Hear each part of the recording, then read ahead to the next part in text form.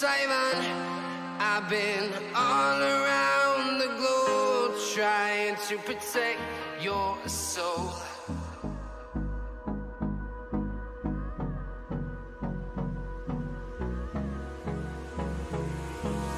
Hold me close till I get up. Time is barely on our side. I don't wanna waste what's left. The storms we chase are leading us, and love is all we'll ever trust. Yeah, no, I don't wanna waste what's left. And on we'll go, through the wastelands, through the highways, till my shadow turns to sun rays. And on we'll go, through the wastelands, through the highways, and on we'll go.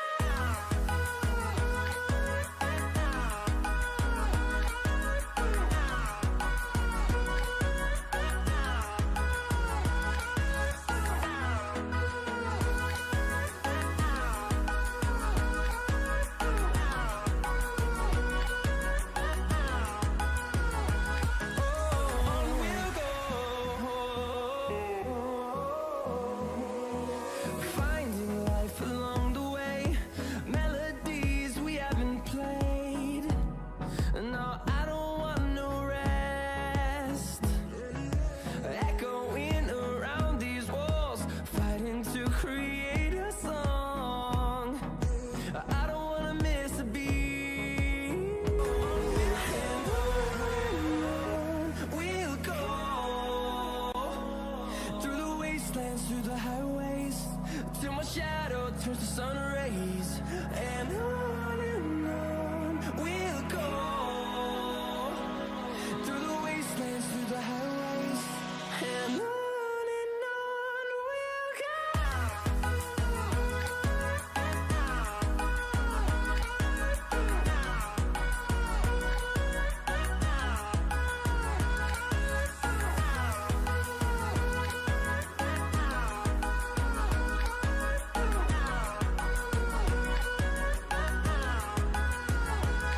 And we'll grow in number, fueled by them to see the horizon, turn us to thousands. And we'll grow in number, fueled by them to see the horizon, turn us to thousands. And on we'll go, through the wastelands, through the highways, till my shadow turns to sun rays. And on we'll go, through the wastelands, through the highways, and on we'll go.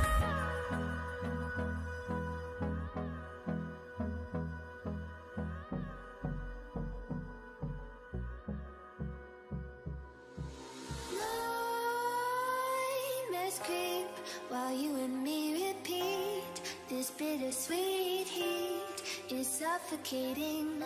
I'm waiting and always hesitating. Kryptonite desires set my heart afire. Heart on fire. Set my heart afire.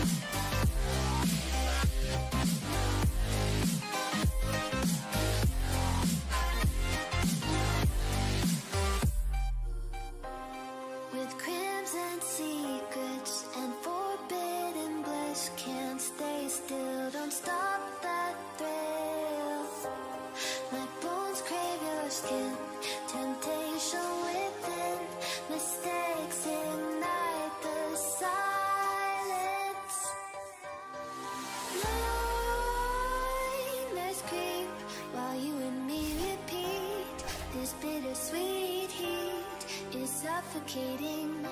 I'm waiting and always hesitating. Kryptonite desires set my heart afire. Heart on fire. Set my heart afire.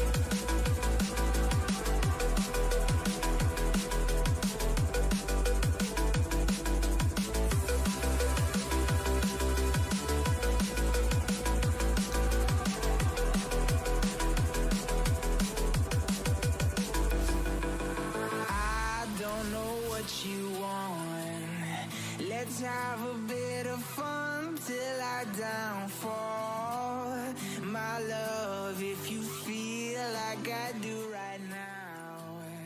Don't say you're on the run to the other side, my love.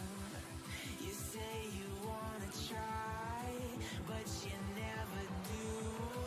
Sugar, there's a reason why we lose.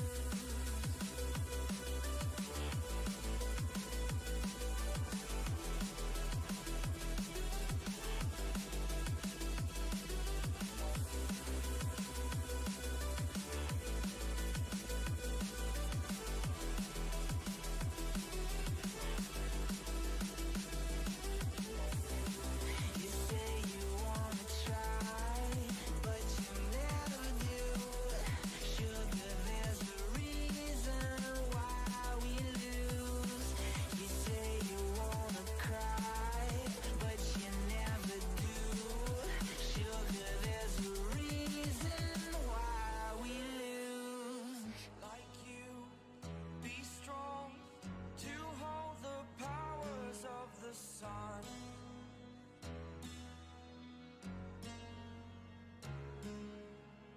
To dream, believe in strength. Now I'm the only one, only one.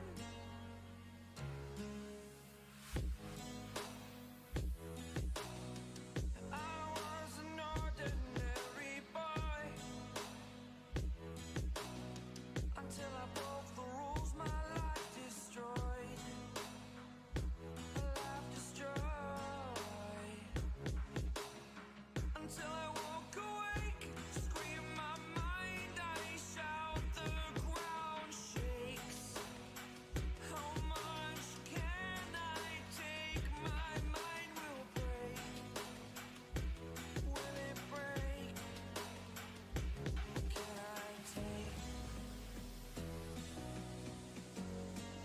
Can I be your superhero? Superhero.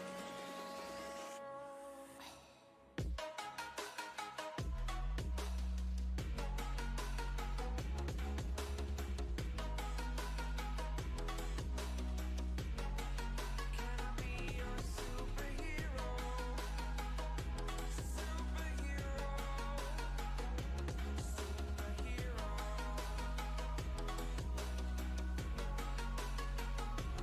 Superhero.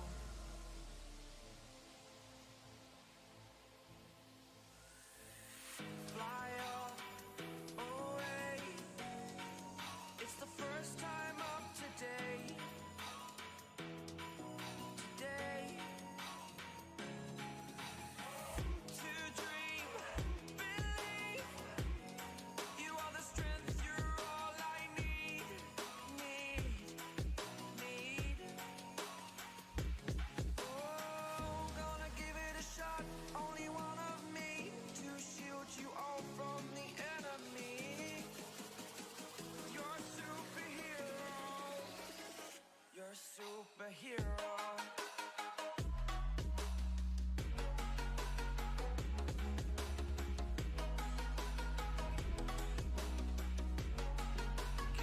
Dire team back.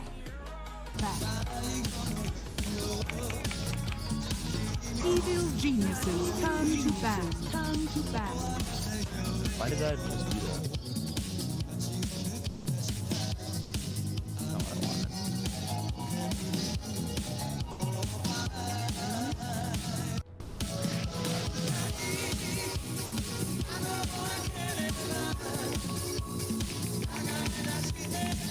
10 seconds remaining. 10 seconds remaining.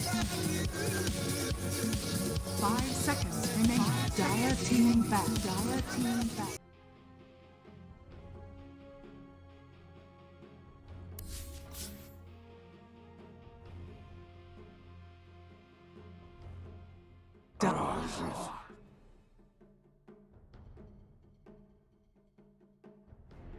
Evil geniuses turn to ban.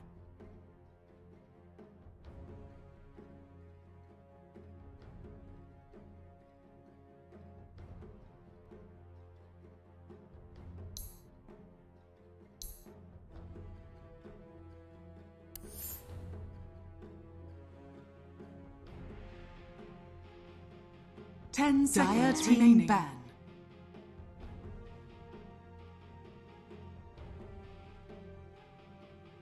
Evil geniuses turn to ban.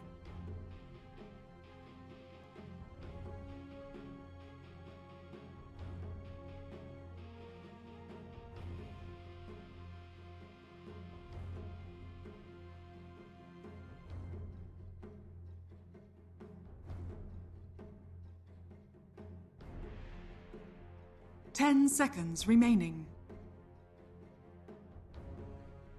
5 seconds remaining.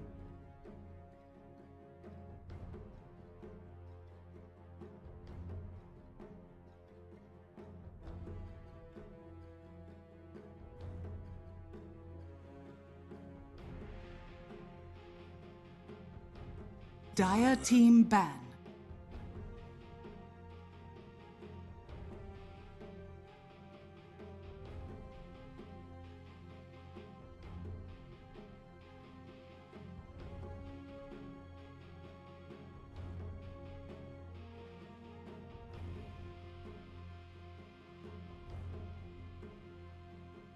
Ten seconds remaining.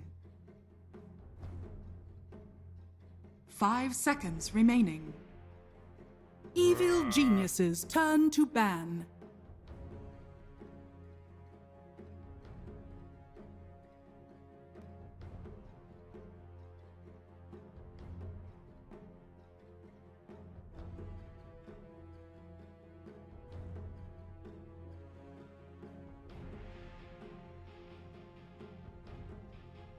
Ten seconds remaining. 5 seconds remaining.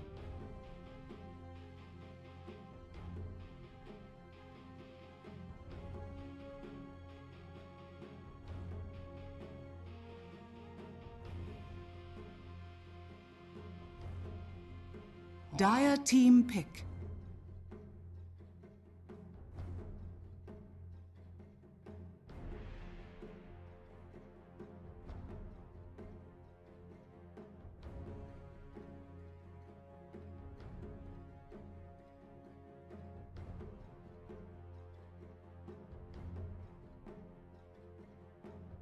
Ten seconds remaining.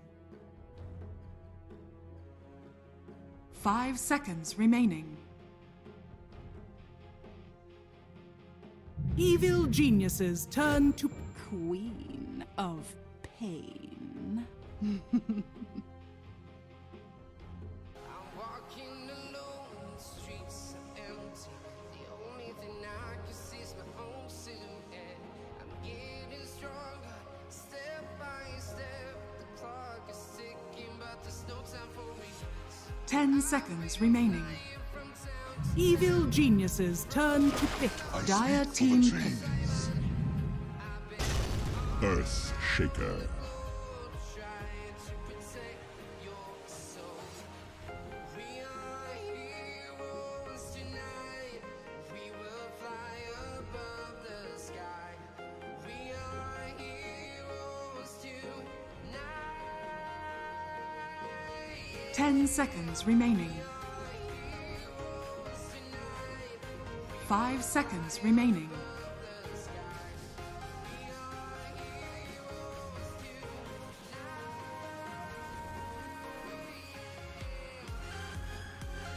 Dire team ban. Beastmaster. Evil geniuses turn to ban.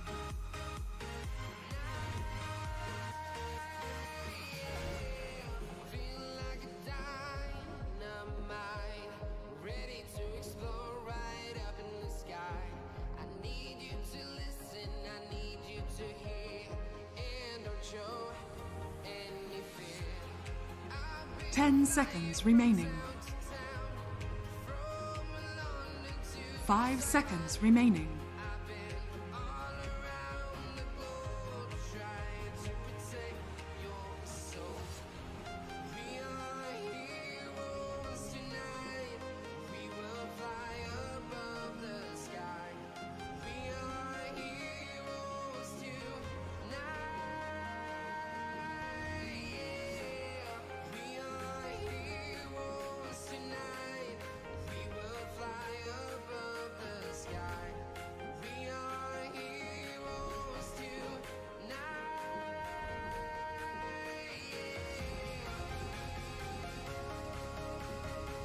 Evil Geniuses Dire Team pick.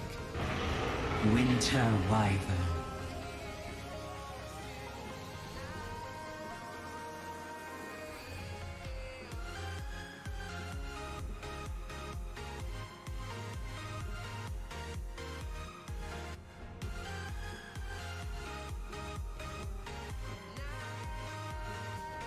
10 seconds remaining. 5 seconds remaining.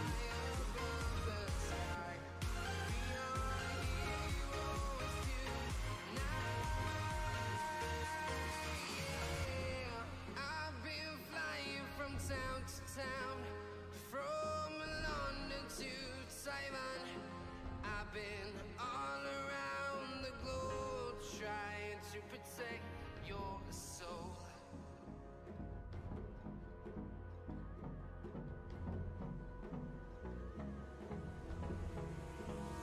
Hold me close till I get up. Time is barely on our side. I don't wanna waste what's left. The storms we chase are leading us, and love is all we'll ever trust. Yeah, no, I don't wanna waste what's left. And on we'll go. Evil Geniuses turn to pick. Till my shadow turns to sun rays, and on we'll go. Through the wastelands, through the highways, and on we'll go.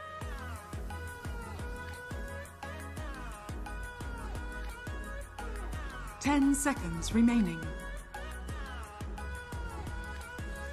5 seconds remaining.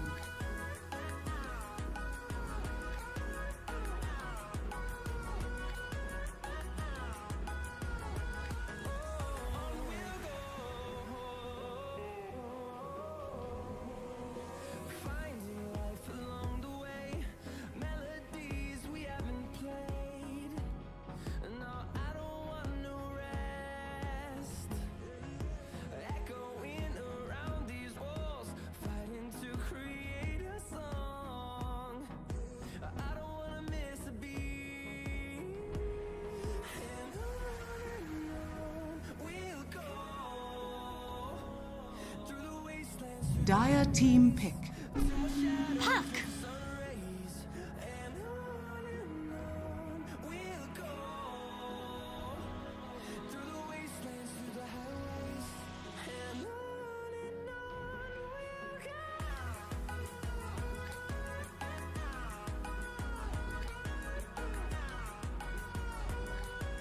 10 seconds remaining. Yo, this guy has no chill, man. 5 seconds remaining.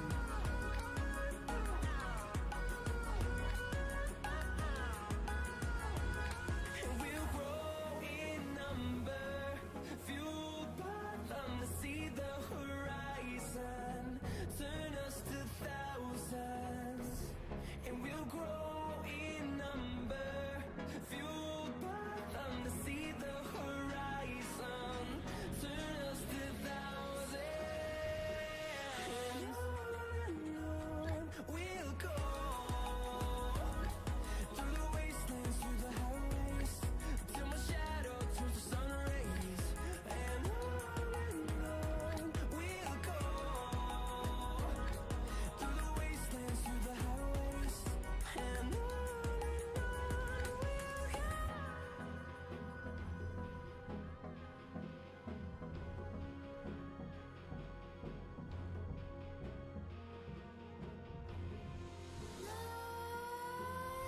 Nightmares creep while you and me repeat.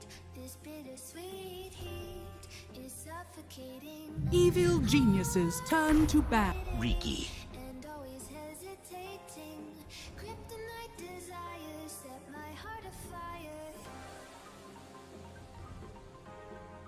Heart on fire. Set my heart afire. Yeah. 10 seconds remaining. 5 seconds remaining.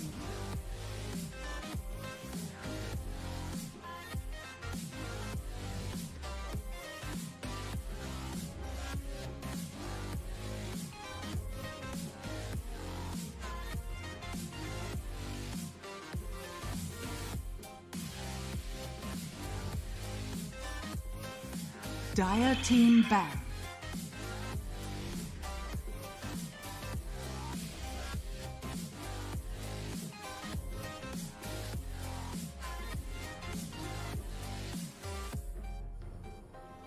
With crimson secrets and forbidden bliss, can't stay still, don't stop that thrill. 10 seconds remaining. Crave your skin, temptation within, 5 seconds remaining. ignite the side. Dire team pick. Let's creep while you and me repeat. This bittersweet heat is suffocating. I'm waiting and always hesitating. Kryptonite desires set my heart afire. 10 seconds remaining. 5 seconds remaining. Evil geniuses turn to pick. Void incarnate.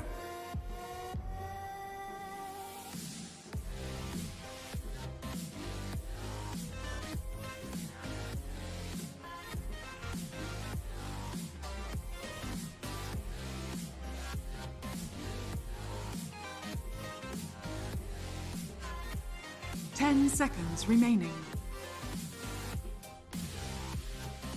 5 seconds remaining.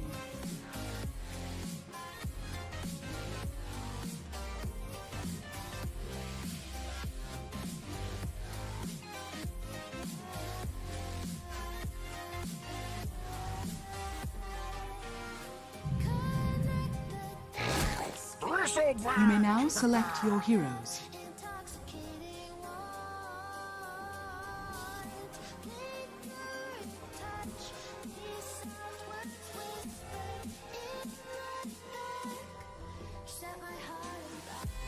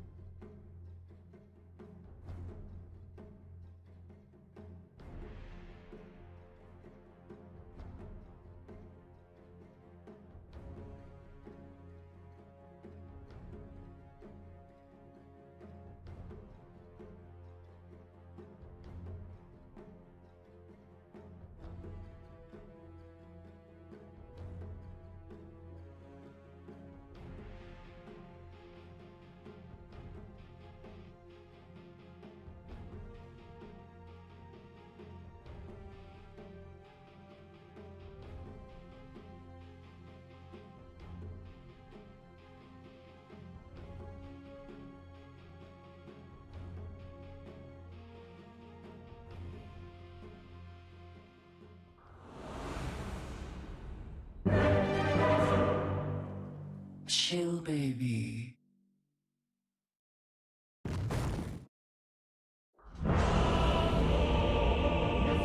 Such a limited imagination There you will have. be Changes everything.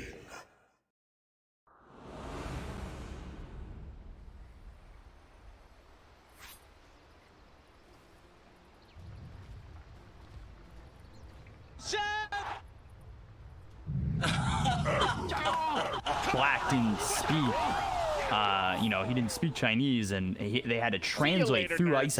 Was I believe what they talked about. But if you could just speak all like that shit, and kind of throw it down like that, it feels like that must be like great. You could have great communication.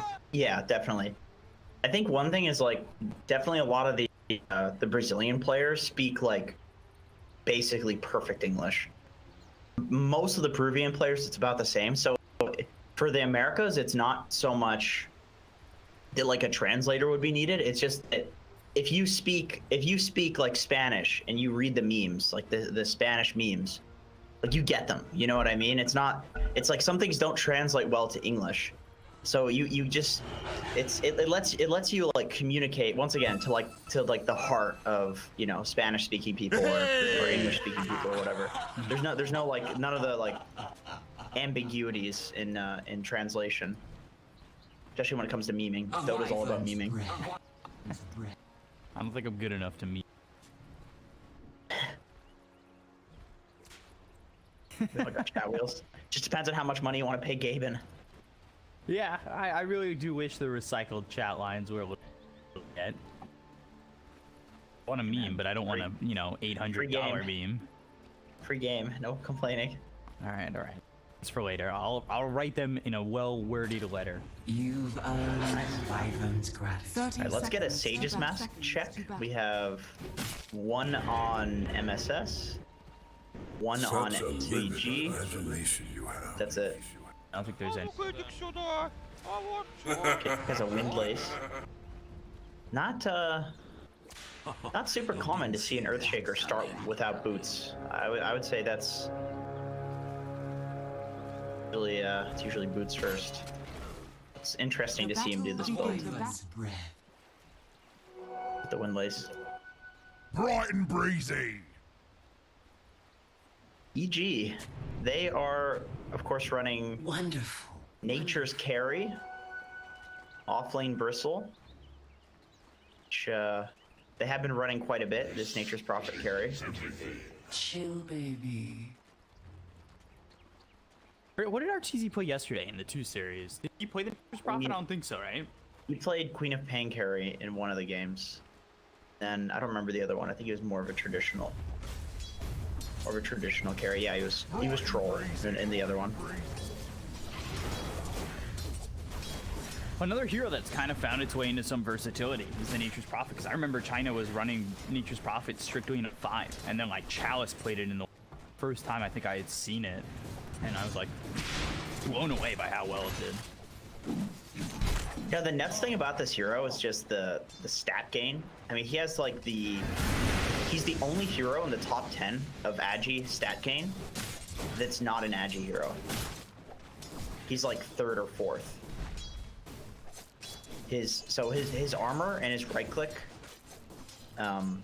his attack speed, like it scales just ridiculously well. So this hero, just because of his stats, is a character fast, no matter what the game. You can just TP to any jungle camp on the map and farm it. Like, how the heck could you not get farmed on Nature's Prophet? The global TP. That's why it seems like he's so good in his because he's able to, you know, go for position and still kind of mold into that, you know, 4th core. Yeah. Even a 5 position Nature's gets farm and does that because you just take like the least wanted farm on the map, basically. And he throws it back so well. Definitely one of those heroes that, like, if he's in the 4 or the 5, can utilize the farm way better. Definitely. Oh yeah. Man, this top lane, this is not going well for Quincy Crew. Bristle's putting on a ton of pressure up here. Could have some wild games. He had that Clinks game that was a joy to watch. God damn. It was 148 extra damage, 18 from dual damage, 130 from death pass. Yeah, that was nuts. This is something you see some teams doing these days, where they'll put the 4 position in the bot lane, Kitrax down here on Earthshaker, just to put a little bit more pressure onto the enemy safe lane with the position 5. Because I think Arteezy's gonna win this lane regardless with the Natures. Like, he's gonna do fine down here. I don't think you need a Wyvern down here. May as well just throw him top and put on some extra pressure to Yawar. Trying to do and see how MSS does on this Queen of Pain, obviously. Where yesterday from snaking that did amazing as well. This hero's broken, man. This is like the best position 4 in the game. I love this hero right now. My pub strat is I pick Queen of Pain and then I say any roll. That's what I do, and I don't block for the rest of the game. and I just dagger people. Do people get mad? Is that like one of those things where it's like... No, no way. No, people. I think people in high-rated games think Queen of Pain's broken. They just like that it's not on the enemy team. All right, 4-minute bounty runes. This is a very important power rune game because we have 2 rune heroes, and it's bot. Yeah. Fortunate for Quinn. And I think I said this yesterday. It's bad that he doesn't get to refill the bottle. Puck doesn't have a bottle to work with just yet, but it's not the worst thing in the world, especially as a Void Spirit. I think you can just kind of make your way over to the bounty rune, pick it up, be back in the lane very quickly. Another minute where you don't have the utilization from your bottle, but it's not awful, I would say. It would just let him dumpster the puck. That's all. Yeah. If you get like a regen, he can use all of his resources and then just regen up. It's like more of a pressure thing rather than like getting pressured, you know. Quinn taking a lot of damage. Okay, very close. He almost pulled in time. I see what he was trying there. He was trying to time it so that the orb would have timed out, and he would have been able to kill Ryoya just off the mark a little bit. Seems like that would have been a tough kill too, just because he was sitting so low. But he does have a mango to work with, and Ryoya as that astral step looks in at Ryoya. The remnant, but the fissure's there with the rotation from Kitrak. Quinn gets a little bit antsy, moves forward on Ryoya, and pays for it dearly. Nice play by Ryoya. The moment he walked up the high ground, he used the phase shift just out of vision, so Quinn couldn't time his astral step to hit after the phase shift, so he didn't get the astral step damage. Either the physical damage or the magical damage, which he would have killed Ryoya if he had gotten that, so... Playing it really close on Ryoya, but getting killed because of it. For you guys didn't watch yesterday, I think it was said that Kitrak will be playing the entirety of this tournament with EG for Bulba. It'll be interesting to see him in a full event with a team like EG, as Ryoya now here with Fly. Coil does get used, but it does not land on anybody. But Kitrak's still here, hits the fissure on 2. Ice Path comes in onto the Earthshaker, who picks up the Illusion Rune. Fissure is blocking SVG from getting that high ground nearby. MSS right behind him. If they want to chase SVG, they might have an opportunity to do so, but jaunting over to the Illusory Orb they put in the mid lane. Lots of rune battles this game. Now we have a bottle with Ryoya, and this is one of those funny scenarios where neither of the mid laners are getting the runes because both teams are controlling them so well that it's the supports getting them. It always seems to be the supports that get the benefit of cores fighting over things, you know? When it comes to lane shenanigans, that always happens. Rune. It's not great. You guys are gonna play musical lanes, I'll just get to level 3. You guys can deal with it. That's fine. I got it. Yeah, exactly. Crit's doing this creep cutting strat on Bristle, and you just get so much farm doing this because Bristle can farm multiple camps, multiple waves all at the same time with just one use of the quill spray. You are. I put on the pressure here, but not easy. Dire's top tower is under attack. Will you not rise in my presence? Another coil, yeah. It's just 3 heroes are kind of just sitting on a mid. 70-second cooldown.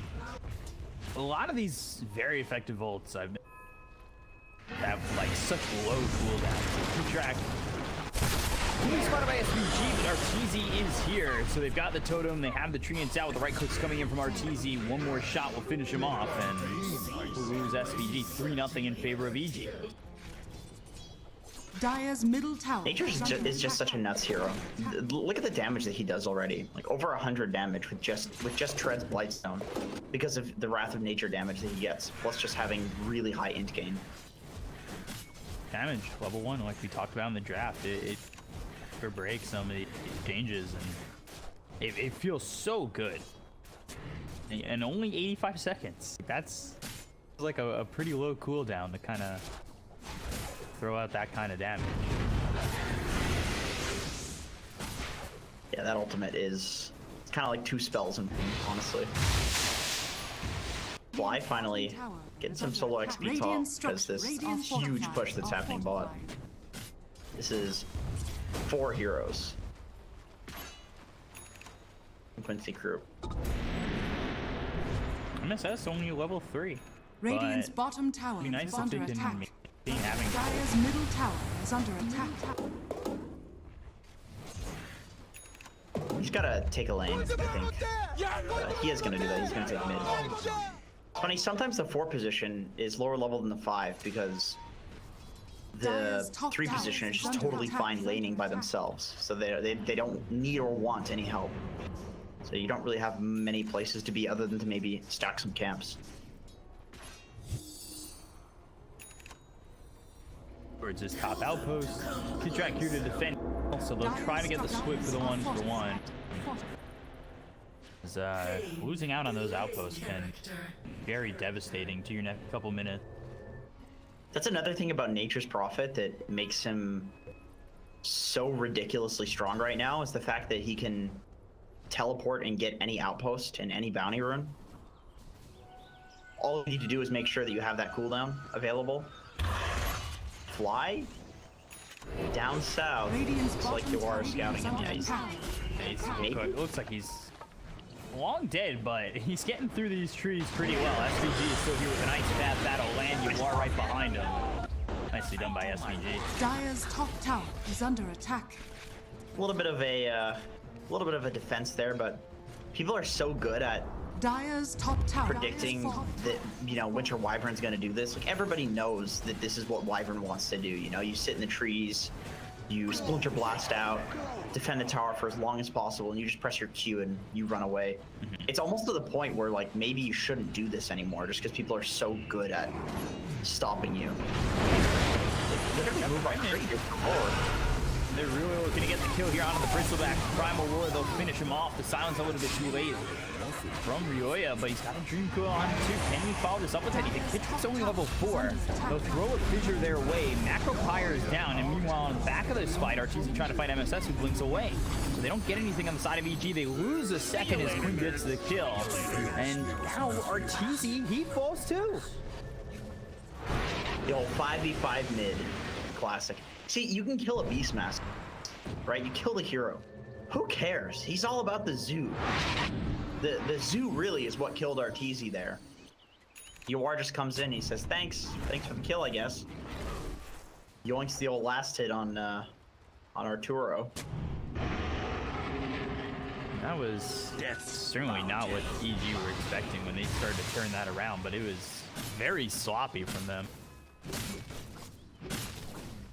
Yeah, good on Quincy Crew for just, you know, rotating everybody in really fast. And also, it was, you know, their smoke in the first place, so they, them being able to kill crit at the start there, I think that's not what you would expect for EG. Like, you don't think your basically weakest hero at the moment is gonna just get and killed off at the start of a fight. Like, Bruce's supposed to be stronger at this timing. Dire are scanning. He's got a medallion so far going into the Vanguard. We'll see how quick hands on that, sitting 4 behind. Looking blink. Time being. I think it's a great blink game. I think the double oil here. And they've got the silence with the waning rift, so SVG, he'll fall, but the silence out on Ryoya makes it tough for him to really continue to bang in this fight. However, they'll find Quinn. Crit will be the benefactor of that kill. Dire's current. While Arteezy now moving even further in with this freshly minted Orchid. Or really... Fight was split in a really weird way from Quincy in that previous engagement. There were kind of 2 fights going on. Got the And sentry Quinn, down. they see him. Well, he knows now, of course. He's got to be careful walking up that old hill. Lola sends the zoo up. Deal with that sentry.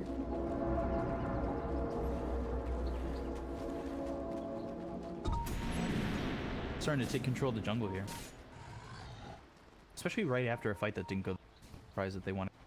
I think it makes sense. You just it's so dangerous to play in your own jungle or your own triangle. You can just kind of get shoehorned in there and never get out again. Even though it goes poorly, I think they need to make their way back in here. It's funny that nobody's tall. Now RTZ finally goes up there, but it was just a free lane that everybody was so focused on defending the spot area that it's like there's an entire half of the map that wasn't being farmed. Win again. Getting harassed a little bit here by Crit, who's starting to take this tier 1 tower over Dire's mid. middle tower is under attack. Again, just opening up the map so far for Arteezy, going Orchid into the BKB. They have this blink finished on Ryoya, so things starting to get done here for EG. They're only up 2,000 net worth, while Yasha going Manta Diffusal. Dire's top tower is under Manta attack. first? I guess he could go either. We'll see. Maybe it's just the casual Yasha and eventual Manta. It's funny how EG isn't really doing anything. They're just kind of standing in different lanes, and yet they're out farming. Like, they've just found out this positioning that they can have on the map where basically, okay, if Crit is mid, then we can cause so much pressure. Radiant's courier has been killed. Oh, they have the silence. And Kill the Dire's structures are fortified. The crazy thing is, though, they get a kill and the Goldie goes down because they're not farming and the bounty rates. Now they're going to try and turn this around. They're right on the Winter Wyvern. Fly taken out. So far as a 1-for-1 trade. Ice Path on the Crit. They've got the silence with the smoke screen. You are looking to move forward, but there's the Fissure Illusory Orb. It tricks the trade to maybe retreat a little bit. In onto the Beastmaster, who no longer has that final glory in this fight. But Astro step forward, dissimulate right on Ryoya. The Echo Slam in. They lose the puck, but Quinn, he's able to survive through the Echo. Yolar continuing to move forward. There's the Sonic Wave. Finishes off Kitrak. Crit on the run. Tier 1 tower. Eugenia's Tier 1 tower is wide open and ready for the taking from Quincy Crew. Yeah, pushing the Bristol out here makes Quincy Crew's life so much easier. He was like this fortress in the middle lane that... Oh, still going. They're diving on a fly here. We're looking over at Quinn for a second, but Fly ends up dead. MSS is the one who gets that kill. Crit, who went after Quinn, he ends up dead once again. Radiant's middle tower is falling. Tier 1 tower. And they're losing numbers on EG. All of a sudden, it goes from a 2,000 net worth lead in their favor over to Quincy Crew's end. That's got to be a lot of XP. Let me see. How do I check the XP thing again? Is it F1, F9? F7. Oh, I better not press F9, actually. I know what that does. Under attack. Oh, yeah, look at the big swing there. Look at that huge swing. That's a Mount Everest right there. Oh, Quincy, about 2,000 XP ahead now from those exchanges. The XP is a little bit more snowbally than gold these days. Hey, Ryoya. Yeah, Ryoya in trouble. And there's the Remnant once again. No face shift, but in the Macro Pyre, SPG gets the kill. Now the Winter's Curse is on MSS. They've done the damage to get the kill on SPG, so it's a 2-for-1 trade as they'll finish off MSS. He finally on the winning end of a fight, but only by a minuscule amount, losing that puck again. 2 supports for a mid. I think you're probably okay with this if you're Quincy to some degree, because you have at least you have some people farming in the side lanes. But you know, you lose that mid tower. That's really the big deal there. That's the kicker. 27-minute items, or sorry, 17-minute items. Let's see what we get. We got a Van Brace for our Ricky, no doubt. Look at Lawless. He doesn't even have boots. He's just a Necrobook. That's all he is. He knows his place as an offlaner. This patch. I am a zoo, ladies and gentlemen. That's right on the fly. The 8th Remnant. And that is the kind of continual control that you need. Make any kill really that much easier. That's definitely the focus target in this game. It's got to be Fly. I mean, otherwise he's going to turn the whole Beastmaster Zoo against his team. Spot Arteezy, who's late with the silence. So the 8th Remnant comes in, they get the kill onto the Nature's Prophet. Now they look over at Crit, who will just fall back. Radiant's middle But tower Quincy is Crew under just attack. methodical and getting kill after kill. Radiant. Yeah, and with the With the beast, they could Dire's maybe top go tower Roche. is under attack. EG scans it, but it looks like they want more kills on Quincy. They don't want to just go Roche. That's a little too early for that.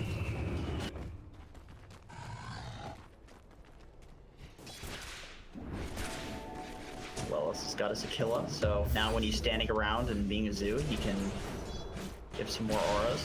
Very nice. Reign of pain. Still just 2,000 net worth lead despite the death there for Easy. He's still sitting top of the net worth. The XP is pretty huge though. It's about a 5k XP lead. It's funny how the calculations have just been changed where really the gold is not what matters in terms of one team snowballing over the other. It's all about that XP. If you get a kill, you get about 150 gold for it. Speaking of which, get track. They're caught out by MSS as well as you are. An easy kill and an easy pick off once again. Ice Path a little bit late on crit, but he's working with a haste. Boyle. What onto the Yuar? He tried to dodge it, but Got 3 heroes around him. They should be able to get this kill with the Orchid. They've silenced him up long enough to finish him off. So they do finally get the kill onto the Ricky, who does have buyback. The Epicep falling back for Quinn. Goes down the Ice Path, but Crit does walk around it. He'll be hit by the Euls from Quinn and try to retreat. SVG getting chased a little bit. As Kitrak comes in with the fissure. The orb over him. MSS, though, has the Sonic Wave to push them away.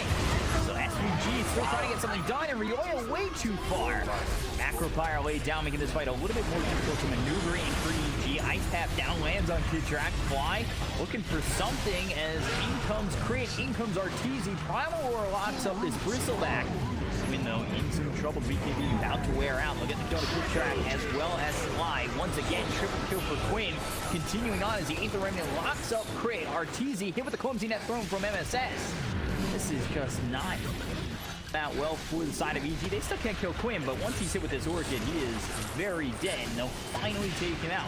Yuar is back alive again and looking to re-engage on this fight, though. I can't believe SVG survived for that long. He looked so dead, but his team really didn't want him to die with that, making EG suffer the consequences. That was some really cool team play. MSS, like I think that was like a 4 or 5 man quapple. Very nice. Ooh. Silence from Coil. Much you can do in this situation, but it's definitely inevitable.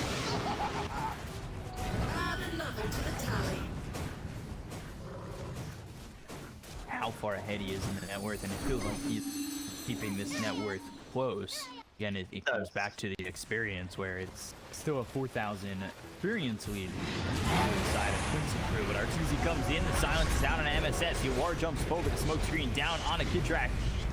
There's nothing to do there once he's silenced, and that becomes a huge problem. But MSS goes down to Crit, they'll continue chasing Yuar, who's being dusted. Winter's Curse locks him in. They've done some damage, but can they get the kill? Back to SVG. Quinn waiting in the wing, ready to jump on EG had they moved more. But at Arteezy, they've got the 8th Remnant into the Ice Path, and he needs to be very careful. Again, the continual control for Quincy Crew is no joke. Didn't have to expend his BKB.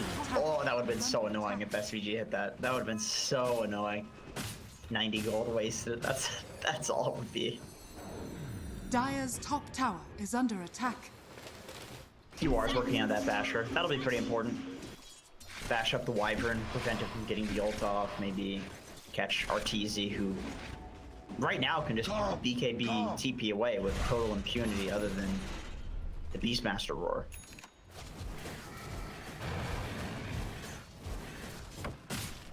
Just gonna say, you got a blink dagger to at least get boots. Radiant Oh yeah, Radiant he's working with the old brownies. He's good. As that Vlad's as well. Dire are scanning. Yeah, that's a much needed blink. There's some backliners that need to get jumped on this EG team, like this Earthshaker and the Wyvern, even the Puck. Like these 3 heroes are so important to catch. Wyverns especially. This has got to be their focus in every fight. Kitrak definitely needs. Yawar gets right up on him. He's silenced. Primal Roar. Speaking of which, McIntyre is down. He's in the cold embrace. They've got the Aether on the fly. Quinn moving forward, gets at least one kill on the back lines of this fight. Crew was trying to fight 3v1. The buyback comes in from Fly. Quincy Crew, with that buyback, they start to retreat. They've got the Green Pillar coming in, as well as Arteezy, who moves forward to BKB, can get the kill on a Quinn. Sonic Wave was used by MSS. They'll finally finish off the Void Spirit, but they do lose this Earthshaker. Yawar goes to the back lines with the jump to finish him off. Quincy Crew again, they find SVG. They've got the silence on him. They lose Yawar between the Roche pit and go for phase shift. Yawar is waiting to jump on somebody who finds themselves out of position. And he'll actually go after Arteezy. Roche is here to help him with that as Crick goes onto the high ground and gets a little bit more information for the side of EG as they might look to fight and continue forward to get onto Quincy Crew. But MSS, he's in the front lines, and that is not the spot he wants to be in as he loses his life. He had an invis, so he was playing it really, really unsafe there. But you know, when you have Ricky on your team, you know that the enemies are going to have a lot of sentries down. And just playing it a bit greedy there. I think as a Queen of Pain, you don't expect people to sentry you with your Invisor.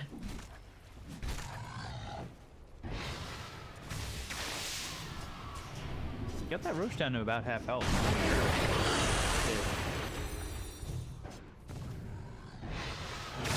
They're being safe. It's really hard to fight a Jakiro in the pit. It's hard to fight an Earthshaker in the pit and Winter Wyvern. It really doesn't seem good for whichever team is trying to take the Roshan. It seems great for the team that's trying to contest the Roshan. This game, though. Rest. Uprooted after that. Playtime.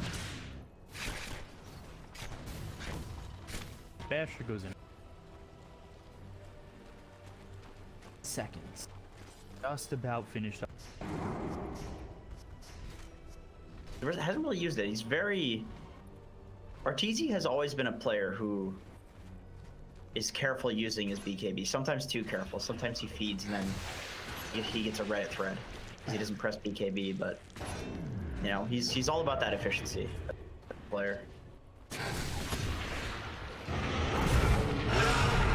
Fly spotted, Primal Roar, and McIntyre down. Quick kill there on the Winter Wyvern. Radiant's bottom tower Brought is back under in line attack. with engagement. Hunt for. And that's huge. So they Radiant's could middle walk into tower Roche. is under I don't think attack. they should anticipate that Kitrak probably has a blink at this point. Dire's top It's tower like so is late under that he attack. should have one, but I don't think they've seen it yet. Unless he's walked over. Moving forward and just trying to get some information for the team. The Fissure comes in and hits on a 3 to 0s, but Yawar just slapping down Crick, gets him down to half health. Going forward and now on the high ground. He's been silencing him with the Dream Coil. Yawar jumps forward with the smoke screen. Sonic Wave pushes Crick even further away. They use the X-Gun just on the Quinn. They'll get the kill on the Crick. He'll buy back immediately. They'll take out the Void Spirit. He buys back as well. So Arteezy now with his BKB already used. Tries to go after SVG. Lands the Ice Path. They take out the Nature's Prophet. They'll finish off the Earthshaker. And all of a sudden, it is really looking grim for the side of EG. However, returning the kill on SVG. The Winter's Curse is out. Fly helping to get this kill on the Queen of Pain. So numbers starting to fall here for Quincy Crew as Yawar looks deep past the tier 2, potentially going in for Ryoya. Doesn't want to make the jump. Avoids the clumsy net with Manta and exit. But Quinn back into the fight. They are still controlling this triangle and engage. That was one of those really awkward interactions where Yawar's was basically in MSS's. So even though he looked like he was in front, he was still getting the tricks. He was still getting the backstab damage, which I think he wouldn't have died. Ooh, Fly Forward for Fly. Fissure a little bit too late. He'll get the kill there on the Winter Wyvern. They'll look over a crit where the Primal Roar gets used. He is eating a lot of this damage, but for so long, not in line. For that time, done. They get everybody around him, and there's nothing to help him out. They don't have Arteezy. They don't have Ryoya too close to maybe help him evacuate the situation, but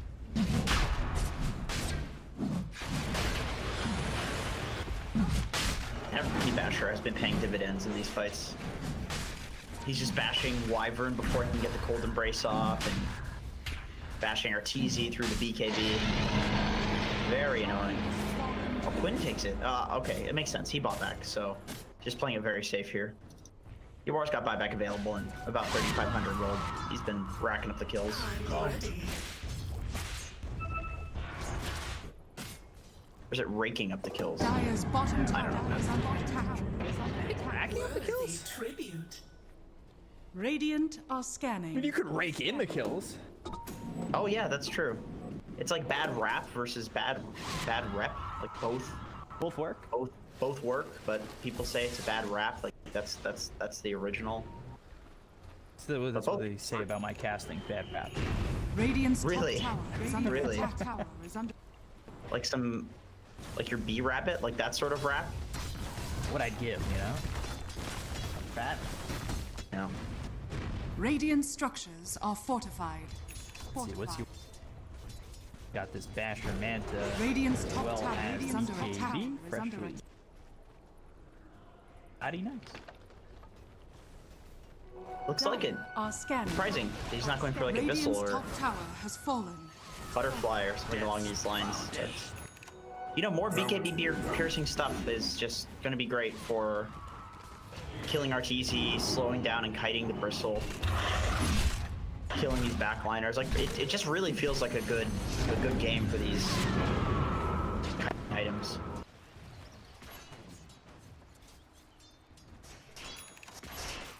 Dwar scouting up here. Ags for a period as well, so the double silence to follow everything. Yeah, that'll be great against the Wyvern and Earthshaker. Neither of these two heroes are going to get any form of With me. dispel for that, so you can see Earthshaker's going for a Shadow Blade, and Fly's working towards his Ether Lens, so neither of these heroes can dispel.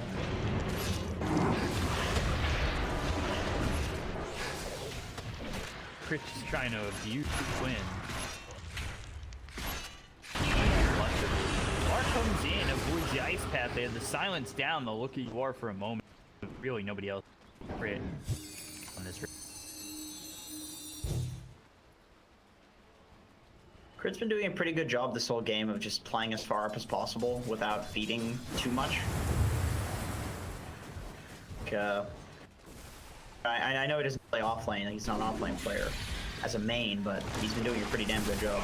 Silence onto the Beastmaster. Arteezy just got handed 42 extra damage with Wrath of Nature. They came in on this, took a couple of right clicks and backed away, but Kidrak, nice fissure into the Sprout. SVG, one more shot. Can he get the kill? No, he can't. Echo Slam committed on Alelis. There's Arteezy moving forward. The ice path lands on both of them. Have to search into the trees to try and get SVG, but Dire's SVG, courier has been he's not killed. playing the puck, but he's felt as Radiant's elusive as a middle puck tower is this under game. attack. Somehow, on a Jakiro, one of the least elusive heroes you could imagine. Jukin and jiving, as they say. SVG.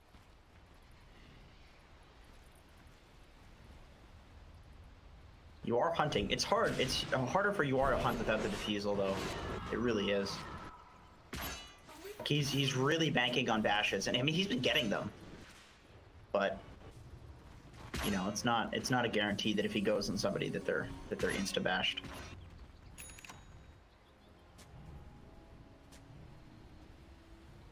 Off the halberd to Assange and Yan. Huh? Yeah, you're right. That's interesting. I guess they feel like they need more.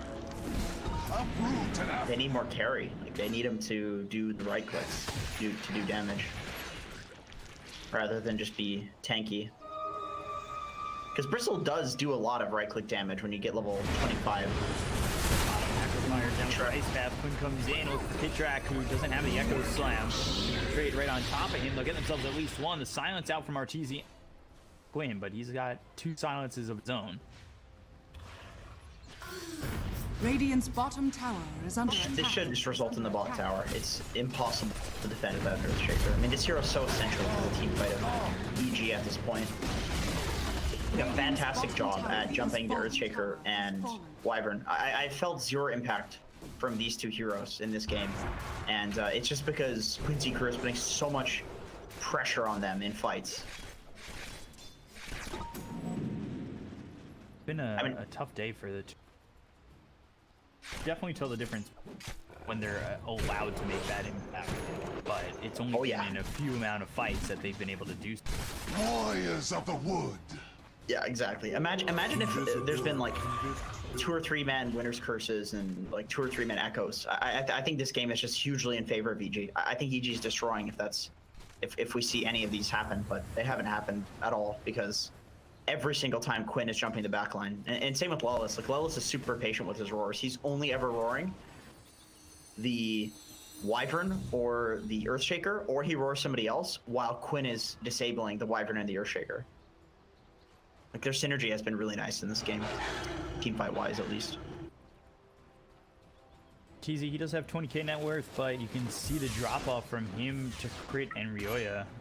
Certainly felt like, yes, the net worth is close, and it's only a 2,000 difference, but certainly feels bigger than that.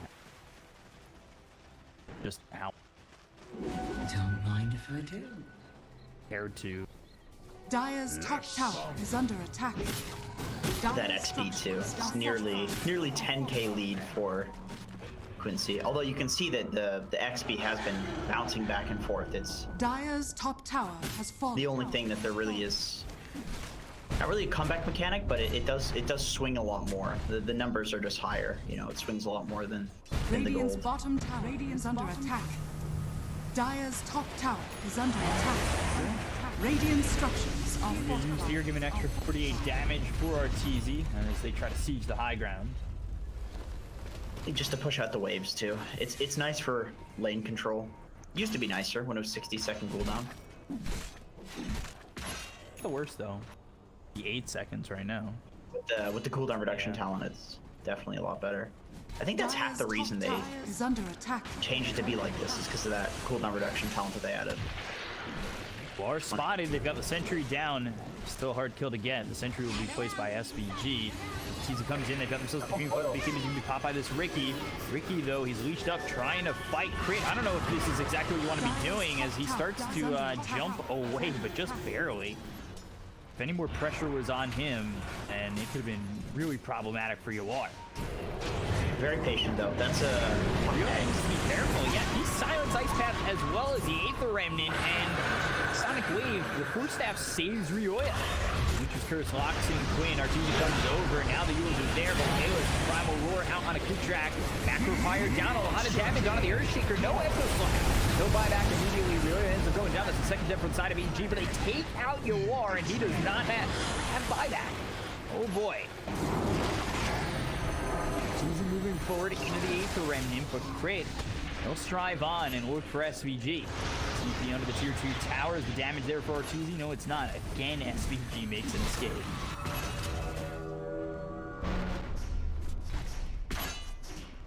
So now the question is, can they defend for 67 seconds without Yawar? AC Satanic on Nature's Prophet. It is a lot of damage. On the 2.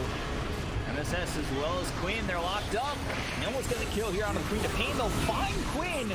He's got buyback, but MSS does not. The defense just got harder. Oh boy. Now goes to tier 3. Dire's top barracks. So Lelis is just desperately trying to push up mid. He does not want to lose another set of racks for this. He knows the top racks is gone. And still the tier 1 bottom, but no moves their eyes to the tier 4s. Look how quickly they take this tower. Dire's top barracks has fallen. A little bit of economic damage there to Quinn, forcing that buyback. Buyback's so expensive these days, honestly, so that's pretty huge. But they see Lelis. He's standing on a ward.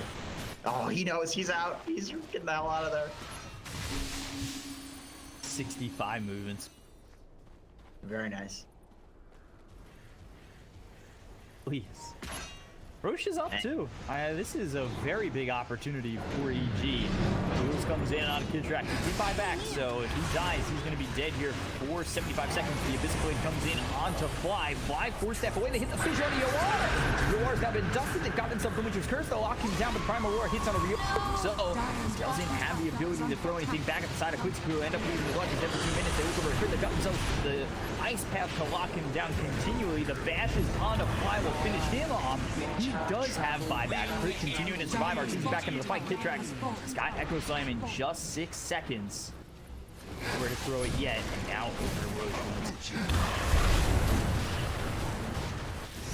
There are 2 mids. But Quincy's got to deal with their fate. They had to get resources too. Now Arteezy has a rapier. Jesus. When did he get that? Yeah, did he just hide it and like sneak this in? Jesus. He just wants to end this. Oh, yeah, it's because they got the Aegis. So like he knows he's getting a free Roche, so he just buys a rapier first. He's got the TP cooldown. Missile Blade on the fly. He just popped back. It's a lot of your control. Curse. They're pinging him. He's got a rapier. You gotta be real careful if you're Arturo right now. Come on, buddy. NSS? That's not where you want to be, but here comes Yoar. Yoar has the Abyssal up in 13 seconds with a vision from Kid Track. It's not going to be enough. The Primal Roar is out, getting the kill on the Earthshaker. Now where will they? He's stunned up, throws down a desperation Echo Slam that really doesn't do too much, but Arteezy losing a lot of life. They've got themselves the Ice Path down. They'll take away his first life, and now they need to defend him or they're going to lose this Diffusal Blade. They're trying to stand and fight for him. Arteezy now needs to leave. Yoar, Abyssal is available. Here it comes. Now the damage is out, but the BKB has been popped. So he looks over at Yoar. Oh my God! Just turns this around, and now it's the Arteezy show. He's also got the Minotaur Horn, so keep him magically, but Sonic Wave pushes them back. Back into it is Ryoya, who takes out MSS and SVG with the Dream Coil and the Waning Rift to lose your combo. Oh, why did you have to get a rapier, Arteezy? Oh man. There's so much pressure. There's so much pressure on him to not die, and there's so much pressure on Quincy to somehow disable this guy that has a Satanic, that has status resist, that has global TP on a 0-second cooldown. Like, the rapier makes this so much harder for Quincy. Honestly, arguably harder for both teams. I think Arteezy was really expecting to make use of that Aegis with the rapier, but just instantly losing it. He's got to be real careful now. But you know, he's got the global TP, so if there's any hero that can be careful, it's Nature's Prophet at this point in the game. Dire's middle tower is under I will say though, if he loses the Divine Rapier, it's over. Yeah, it's over, right? It's legitimately over. That's the thing. Is it's not it. There's really no amount of sick plays that you can do. They have when buybacks too now. feed a rapier. Dire's bottom tower is under attack. Except for Quinn, down for another 4 minutes. And Loyalist, but his is up and he'll have that. I was gonna say, I wonder if Arteezy is gonna use the Shaco, and he is. It's just so much HP on a hero that doesn't really care at all about mana. Let's be real. Nature's Prophet doesn't care. Going forward, they've got the vision for it. Going back, good Echo this time for Kitchen. Oh my God!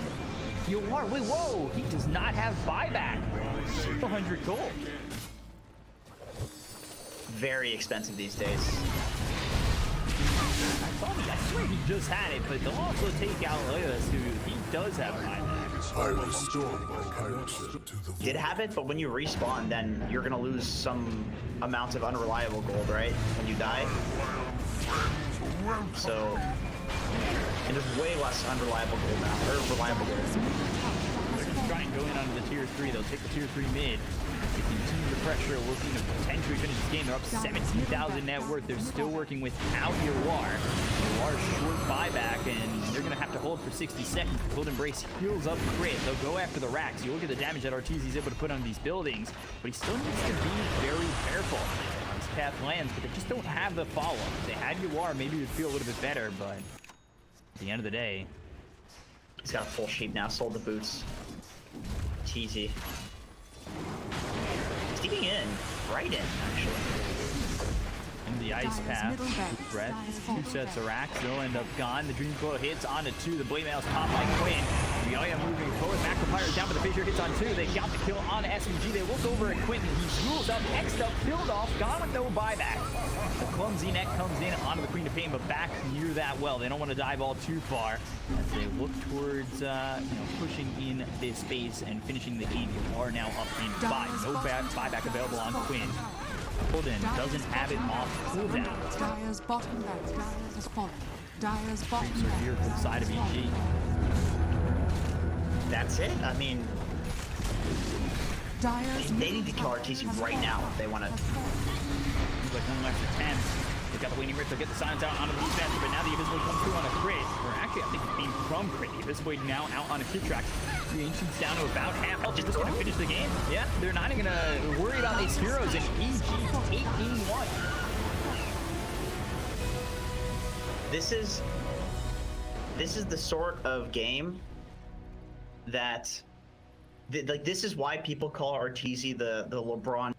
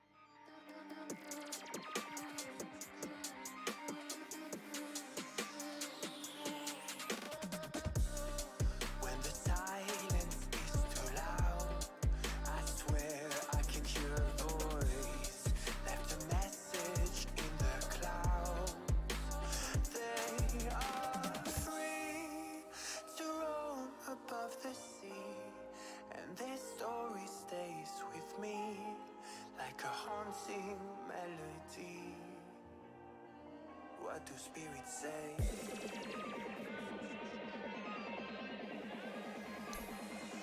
What do spirits say in a darker day? What do spirits say?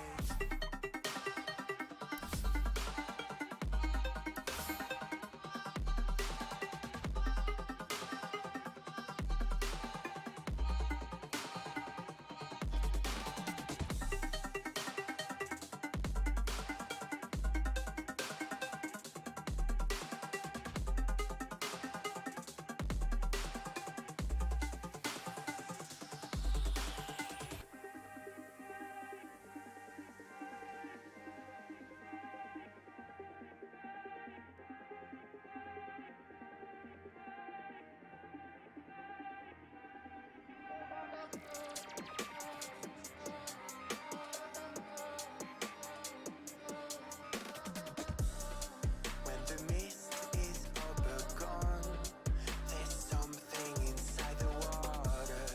Don't know where they're coming from. They are free to roam above the sea, and their story stays with me like a haunting melody. What do spirits say?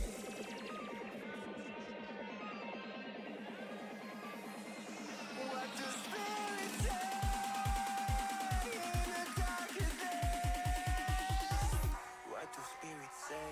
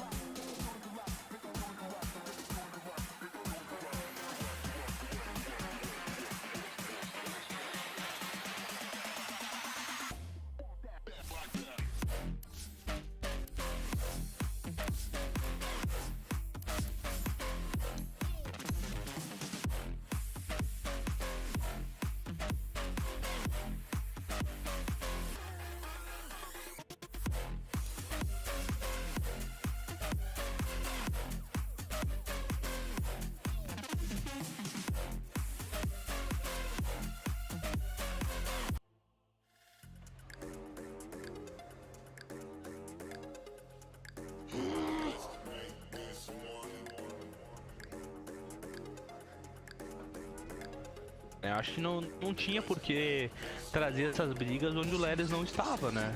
Era um herói muito chave para o time deles, onde eles enfrentaram diversas brigas.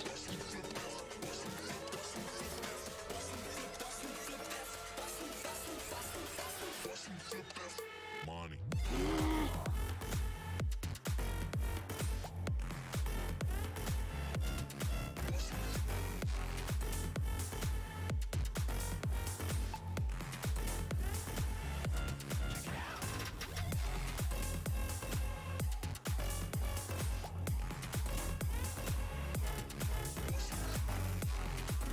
10 seconds remaining. 5 seconds remaining. Evil Genius's turn to pick.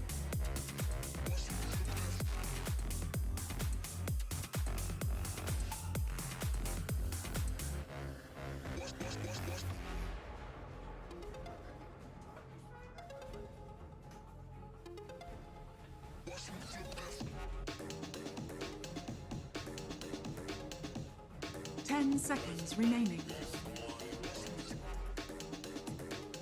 5 seconds remaining.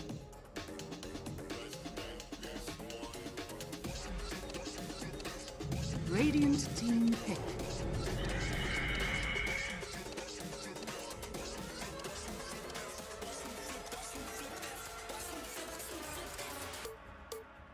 Money.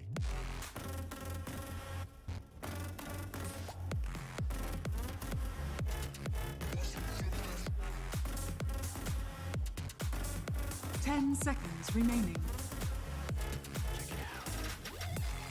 5 seconds remaining.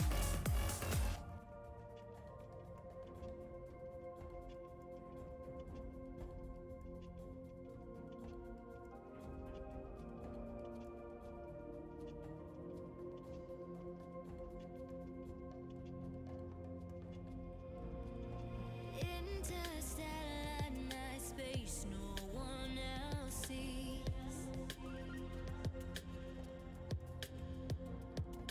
In the underground, we're living low key. Radiant team pick. Earth Shaker.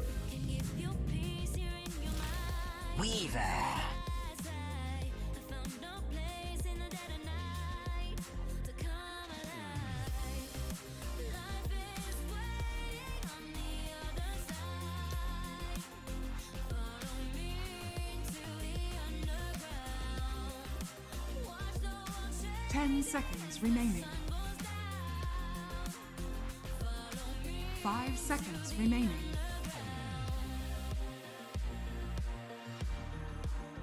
Follow me into the underground.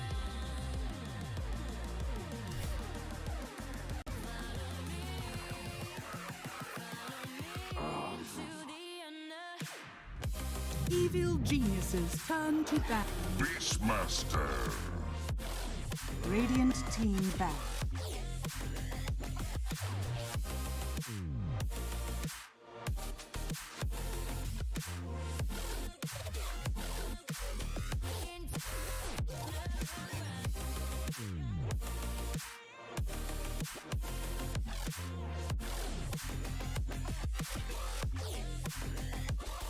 Ten seconds remaining.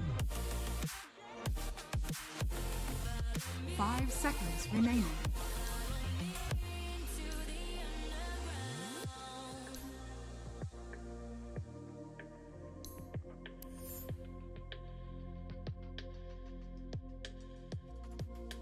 Diamonds in the sky, shades of pearl and green.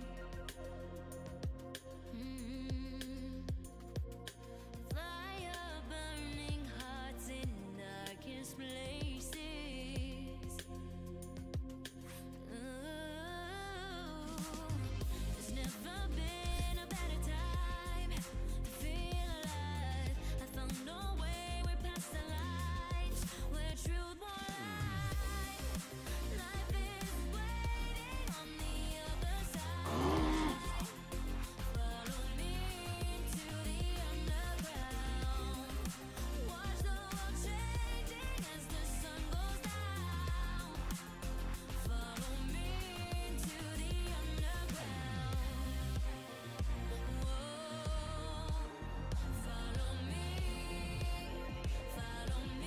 10 seconds remaining. 5 seconds remaining.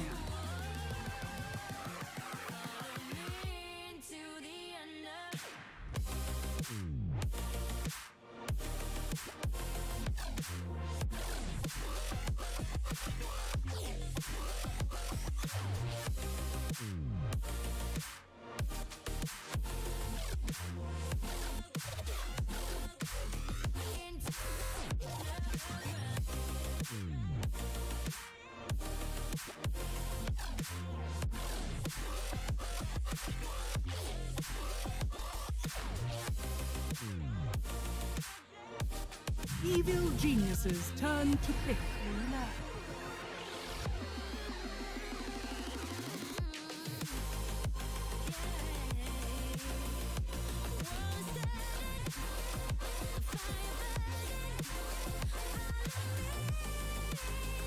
Radiant team pick.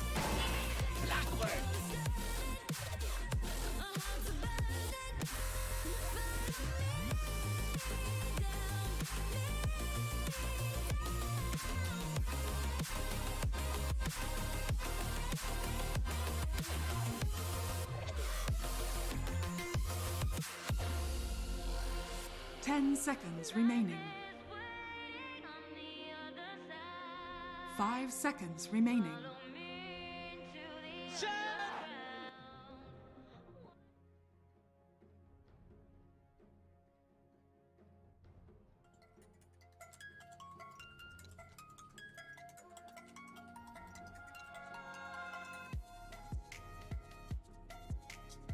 Evil geniuses turn to pick. Bristleback!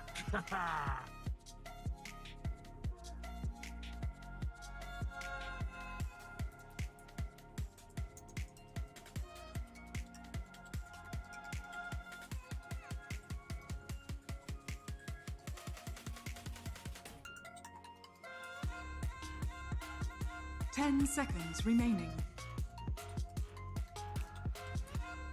5 seconds remaining.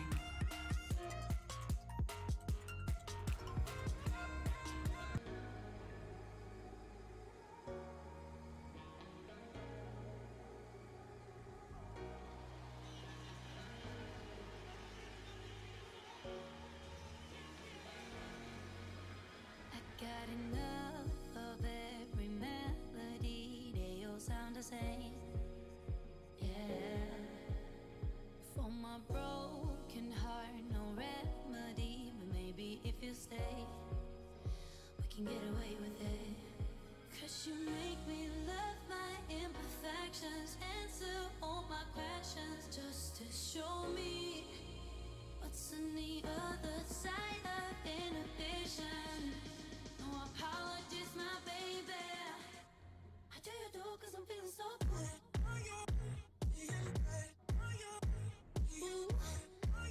Radiant team back.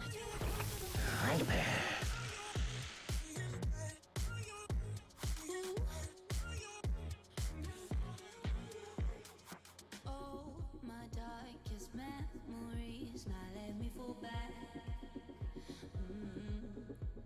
But you'll be there, ready to rescue me if I go out of 10 track. seconds remaining. We can get away with it. 'Cause you make me 5 love seconds my remaining. imperfections, answer all my questions, just to show me what's on Evil the geniuses other turn side to of ban. inhibition. No apologies, my baby. I do you do 'cause I'm feeling so good.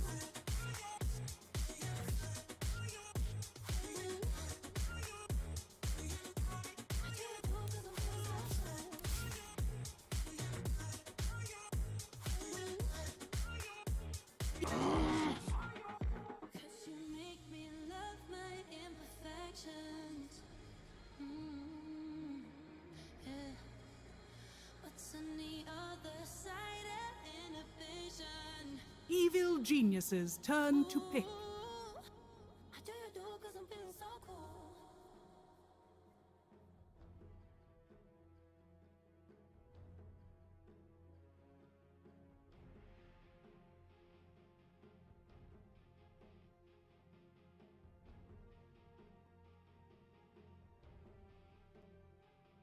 10 seconds remaining.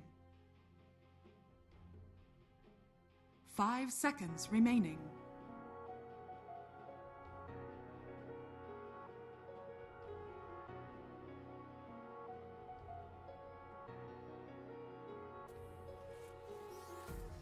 Empty hearts and neon lights. They're playing with my mind. Gotta get out of here tonight. Radiant team pick. Faceless Void. And I'll tell myself it's fine to be alone. Just to find somewhere that finally feels like home. Oh, oh, oh. I hate all this overthinking. Oh, oh, oh, oh. 10 seconds remaining. 5 seconds remaining.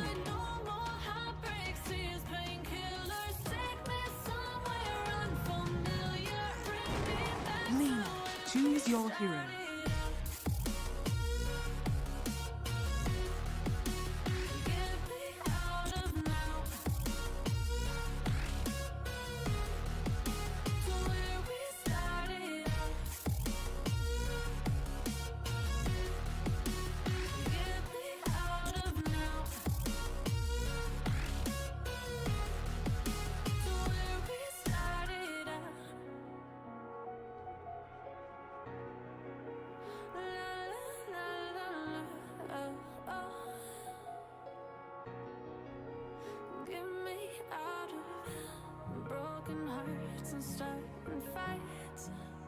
Turning truth to lies. Gotta get up, stop wasting time. Yeah, I wanna run off and fly. And I'll tell myself it's fine to be alone.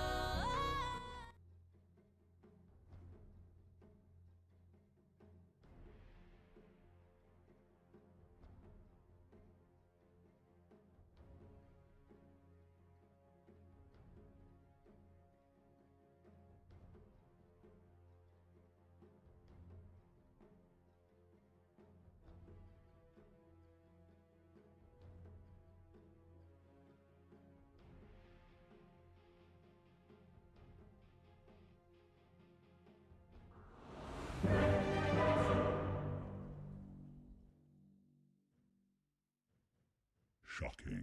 The pattern is complete!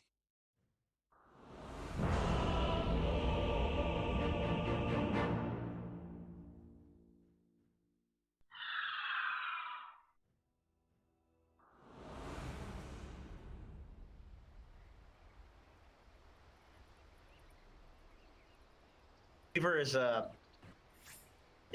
you see it occasionally. It's definitely not bad. It really lacks disable, which is an issue. But you know, you have Earthshaker, you have Lina in your other positions. Like these heroes have just consistent stuns. You know, you can just stun after stun after stun after stun with these heroes. So they've made up for it in the draft. Coming through with the. Oh, sure. I've never heard that one before. That one was getting played a lot in the first game. It's like it felt like it was so low that I thought we were getting the Russian feed. I got like real nervous real quick because my then I'm just like, do we have the Russian feed? Is this gonna production? Hello? And I like looked and I was like, oh, okay, chat line. Because it's just in this weird like volume set. 30 seconds to battle. It is weird. It's a little low. A little low. So Arteezy is bot, and they're starting 3 heroes top. I imagine we'll probably see Fly TP down bot as soon as the game starts. Interesting, they want to run the Beast on EG against the Bristle. That seems kind of dangerous. The battle begins. I think Bristle does very well in that matchup. Normally. Lost in the woods, are you? Oh, they're swapping. Okay. So they were anticipating that Quincy would dodge lanes. But you want the Void against Bristle, of course, because you have time dilation. So you can level up 1 point in that at like level 5, and it's much harder for Bristle to play Dota. because he's got such low cooldowns. Yeah, this makes a lot of sense. I was kind of confused by their laning choice at first, but they were thinking Quincy.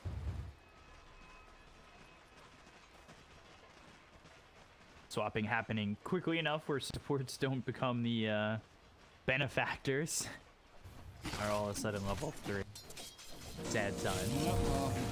He does make his way up towards. Oh, look at this bot. Lelis is using the boar to block the camp instead of the hawk. I've been theory crafting this. I felt like this was good with the level 1 boar because it does 16 damage. That's kind of pathetic. Really, kind of pathetic.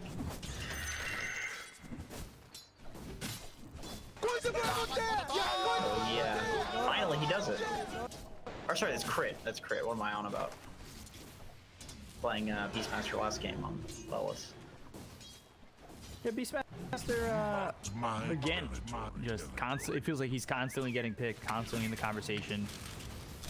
This time we'll go Buckler into the Necro 3. We'll see when Boots do picked up for crit. I know Lelis waited till after Necro 3 to make his boot. Honestly, quite some time, and then that's already 4. Go back, no mana, a little bit of help. 2 tangos. He's gonna make walk back. I think he'll stack before he goes. Oh, look what Lelis is doing top. So he's tripling up the wave, and then he's gonna farm it. He's got all of these regen items. This is so funny. How do you deal with this? I don't think Kitrak can do anything. He's clockwork with cogs. He's trying to deny the range creeps. That's what he's doing. Gonna be tough. I really don't think he will be able to get more than maybe 1.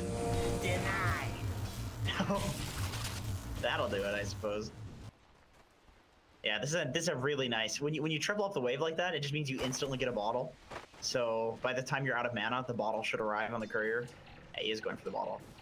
Yeah, this is really nice. If there's no way to stop you from doing this, if there's no real pressure support, it's like Phoenix Clockwork, these heroes don't do anything, then this is such a nice play. Something that we see a lot. We saw Crit do it with Outrider a couple times yesterday. In other games, I'm pretty sure we saw it once or twice throughout the other matchups that I can't really find. But it feels like it's something that you can get away with these days really easily. And Ryoya mid, he's blocked out thanks to the fissure. He's trying to man fight Quinn on this one, but he ends up losing his life. Quinn will do a little bit of damage, get down pretty low, but survives as they get first blood on the kill on Ryoya again. God, he is absolutely owning this mid lane too. 18 and 11. He's got so many denies on Quinn. Like, you really need to know this hero's base attack animation to get that many denies, because it's not like she has a huge damage advantage on Viper. I mean, it's only 7, so that's, I mean, it's something, right? But it's not, I mean, yeah, it's not huge. Not enough to justify that. Quinn is just really good at this hero. Master bottom. Again, MSS coming in with a fissure, helped get that kill onto the Beastmaster. They think about going in onto Fly, but we'll just grab the board instead.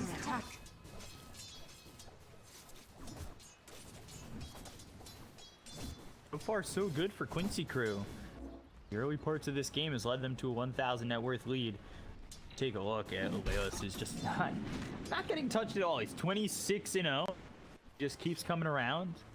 Goes on a little trip, comes on back, grabs another creep wave, continues to just quill spray. Yeah, once he starts farming these camps as well, he's actually going to apex Quinn in levels and farm too. He's been really safe not farming the camps because it costs you a lot of HP to do it. But now that he's got the bottle, he can start farming the camps. So he's gonna get absolutely monstrous.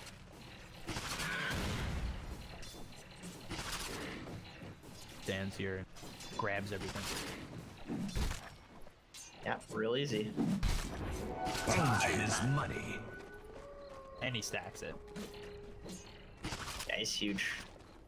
Quick into the boots. Gonna go grab this creep wave. Is it on back? Over into the jungle. He just salves. Like, this is really well done. What can you do? What's your answer to that? You even have an answer to stop that Bristle from doing this so far with the heroes that you have. Not yet. No way. They need like Clock 6, they need B6, they need Viper to move over, like probably Viper 6. But the thing is, Viper's so slow that if he does move over, it just literally, it takes him forever, right? So it's like, without boots as well, it's not even worth it. You're gonna lose so much on Viper to do that. Sentry down, they do spot SPG coming in with the Shikuchi, some damage thrown their way with Fly, getting the Fire Spirits out that are level 2.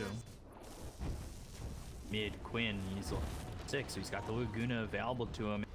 Build this bottle with a hate. Not looking good on basically all fronts for EG. I mean, at least Arteezy's farming. He's got his Ring of Health, so he can just sit here and sustain in the lane. Even if he doesn't want to go for a Battle Fury, which I assume he probably will go for, he can just sit here and keep farming and then eventually build out into like an Abyssal or something along those lines. Dire's courier has been killed. Lelis is so annoying. Sniping the couriers too. Under attack. Contract's level 2. Like, I don't feel like you do anything here. We're gonna try and come over. We'll bring over Arteezy and finally use that time dilation. Gets a bash out. Lewis on the run, battery assault in. He's trying to survive it all, but he doesn't have any HP regen to work with. He still has 1,500 gold though. Look at the cost though. Look at the top tower, and then also Radiant's middle crit dies, tower, right? Like this is the cost of hunting a guy at your tier 3. This tower's 50% HP now. Like, you can't do this. I mean, you have to do this, but you can't. Like, this is why people say that this sort of thing should be nerfed. I know Arteezy in particular. If you do this in a pub, if somebody does this in a pub, and you're on his team, you will not hear the end of it in voice. Like, he just does not stop talking about how annoying he hates this way of playing Dota.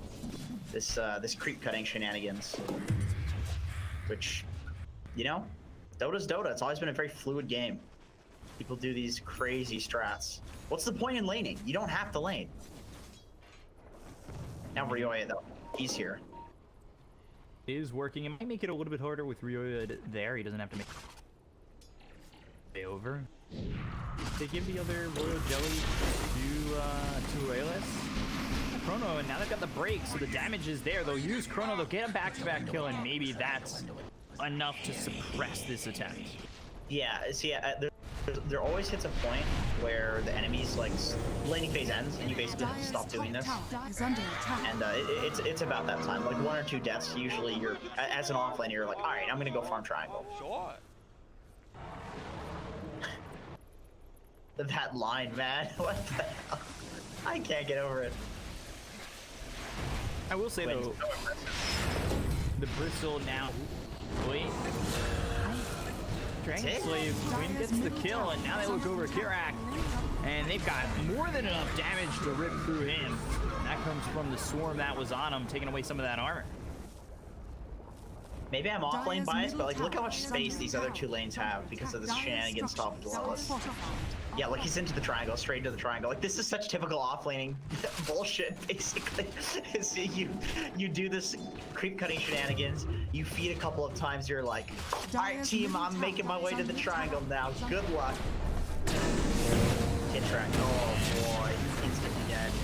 He's taking so much damage though. The Nether Toxin out on top of MSS as well as SVG. They get the code on the Earthshaker. And they will burn out SVG. So Fly gets both. Quinn is just so stoked because it means that he's going to get a free bottle refill. No, he's going to walk back to base. I mean, I guess his hero has cost so much mana that a bottle refill isn't really that effective anyway.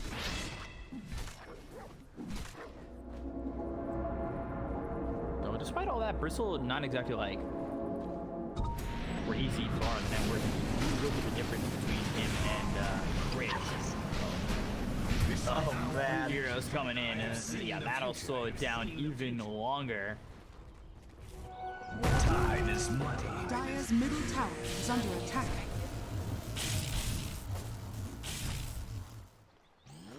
Yeah, he's a little overzealous about this, I would say, when it, you know, in a game where basically there are multiple heroes that counter him. The Viper and the Void are particularly good against the Bristleback. So it's not as it was free to do this in the laning phase because the supports suck. Like, what does a Clock or a Phoenix do to Bristle? Nothing, right? But Viper and Void with levels, you have a break, right? You have a break, you have time dilation. Like, these two things just nullify a Bristle back. He's got to be careful now. You know, he wants to make space for his team. He's got two squishy heroes in the other two core positions. Continuing to apply pressure. Yes, he's getting punished for it, but see where Quinn is in terms of net worth. He's going into the Euls, just about has it. Go for the smoke. I love this play from EG. This is so fast.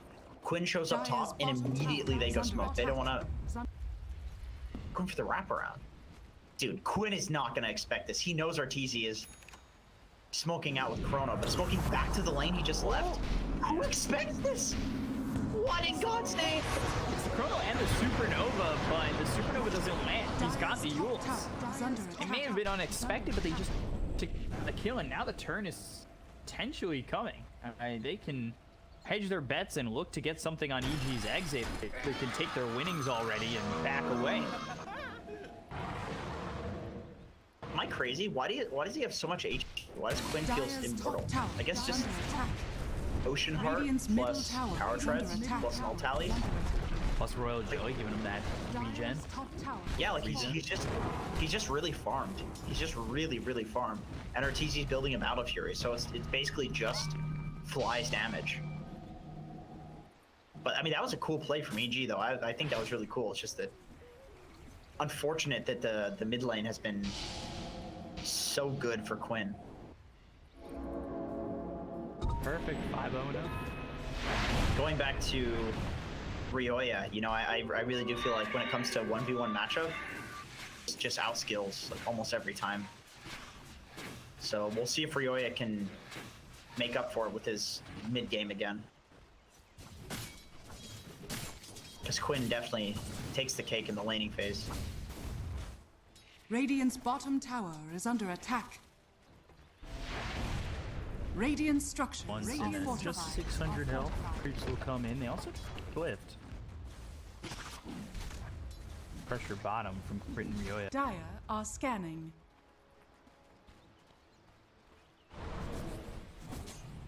And all this time we've been talking about Leos, we've been talking about you know, Quinn, but we haven't even really spoken about Yawar. Quietly sitting third in the net worth, not too far behind Arteezy. Yeah, he's whacking creeps. Doing a good shot mid. Queen again, some trouble. Meanwhile, SVG and Crit will trade. Ryoya gets the kill on SVG. And Supernova, Quinn getting low. They pop the egg. He's still alive. But finally, Kitrak gets the kill. Yawar will clean up a double. The fact that Queen almost gets out of that one is Dire's middle tower is being denied. Yeah, that was just really clutch mechanical play from Quinn and Yawar. Like, honestly, if he doesn't press his spells and presses things at the perfect time there, he just dies immediately to those spells. I mean, this is the problem with the Lina pick, is just that Clockwork completely destroys Lina. Like, there's nothing that she can do. She's so squishy, he just hooks her and she dies to the battery.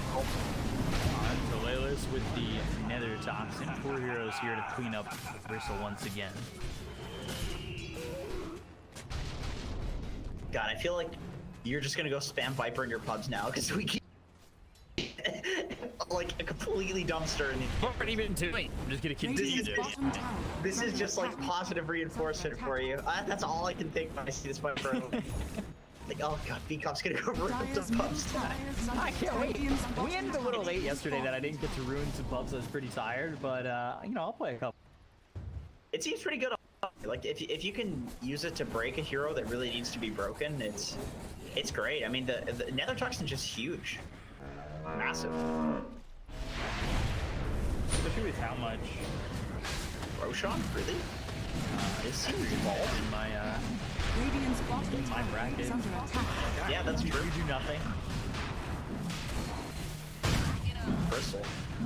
Yeah, they're against Clockwork, and this seems hard. Kitrak's looking for the steal, but Lelis and SVG are just right in position to block. Dire's top tower is under attack. Interesting, EG is not interested in fighting it with Chrono being down.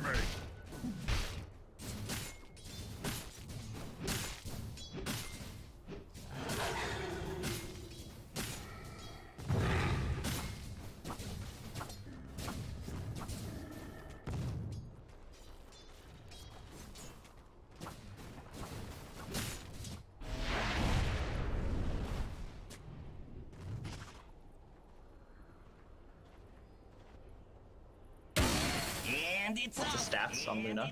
This is kind of the possible build you can go for Dire's Yawar, courier but has been killed. fly Radiant's bottom tower is under attack. in a very awkward position. Radiant structures are Trying to get away with it. There's the Lucid Beam from Yawar, goes into the Supernova, and it's not gonna Dire pop. structures are fortified. Triple Just trying to get some wards down, but sometimes you get caught.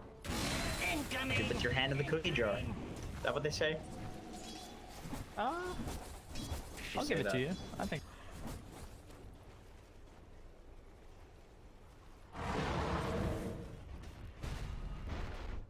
Talking chocolate chip cookies, or I was Dire's thinking top oatmeal, tower not is raisin. under attack. Who eats raisins? Honestly, those are the devil's work. Dire's top tower has fallen. We'll go in between oatmeal chocolate chip. How's that sound? ooh, I never had that.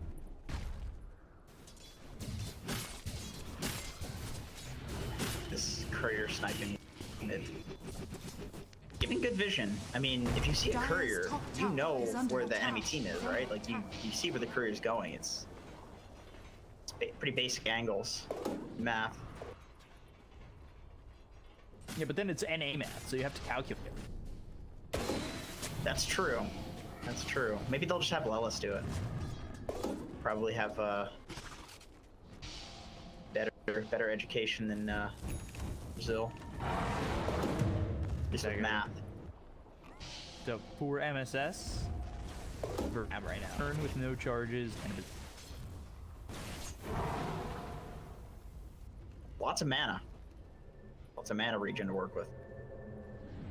Imagine he'll probably finish the whole vessel. It's pretty good against a lot of the EG heroes. Kill the Viper through his huge amount of Radiant's effective bottom HP. tower Makes us is void. under attack. Doesn't like to be dotted up against, and Beastmaster's got a huge HP pool. Smoke 3 heroes, they look Dire's towards middle bottom. tower Meanwhile, is under attack. continuing to farm. He's got the Battle Fury going into the BKB. Dire are scanning. Haste! Looks like they kind of sniffed this one out a little bit, although Crit is greedy, trying to stay in XP range with this camp. It's over, it doesn't spot him. You know, one of the more anxiety-inducing things about playing a summons hero in this patch is the potential of neutral items dropping, and then you don't get them. Because you have to walk over to where your summons were. You know? And I realize, like, if you're playing a summons hero, you kind of deserve to get massive anxiety, because there's complete cancer right now. But, you know, still, very anxiety-inducing to have your items stolen. Not fun.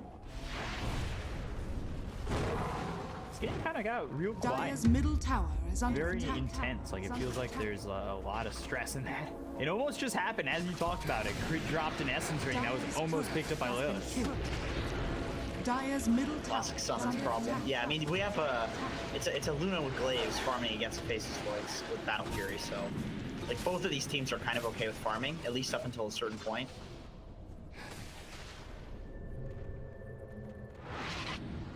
War just TV's up top. I mean, that reveals his TV though, so Again, Lilith Radiant's middle tower is under continuing attack. to bully him as he's now 1-5-1. Like, yeah, he had that good early game, and he does, you know, he still has a Vanguard. He's got a medallion, worked with a bottle. Hard to kill him with the extra armor from the plate mail. Died quite a bit, but I think he got out of the early game what he wanted. Worst thing in the world for him to continue to make space for Yawar, who hasn't been touched. The problem is though, like when you are TP's top like that, you immediately need to play so passive in the other lanes because you know that EG's gonna make a move Dire's elsewhere middle tower because is Yawar under can't get there. attack. Radiant's bottom So tower they're gonna win is the under numbers attack. battle. It's a hard game to play that kind of frontlining Bristle when you're playing against a Viper as well as a bunch of disables that can just keep you in that break for as long as possible. 10-9 on this pause. Quinn's Aegis firing that BKB. Farm though. Dragonlance going BKB. So he's 700 gold away, or 600 gold, that creep. Is that the time where EG look to fight? Blessings upon a loyal It's certainly warrior, in the loyal books for them now that the age is. I think you can take a fight when you get the BKB. Like, I honestly think you probably want to take a fight every time Chrono is up.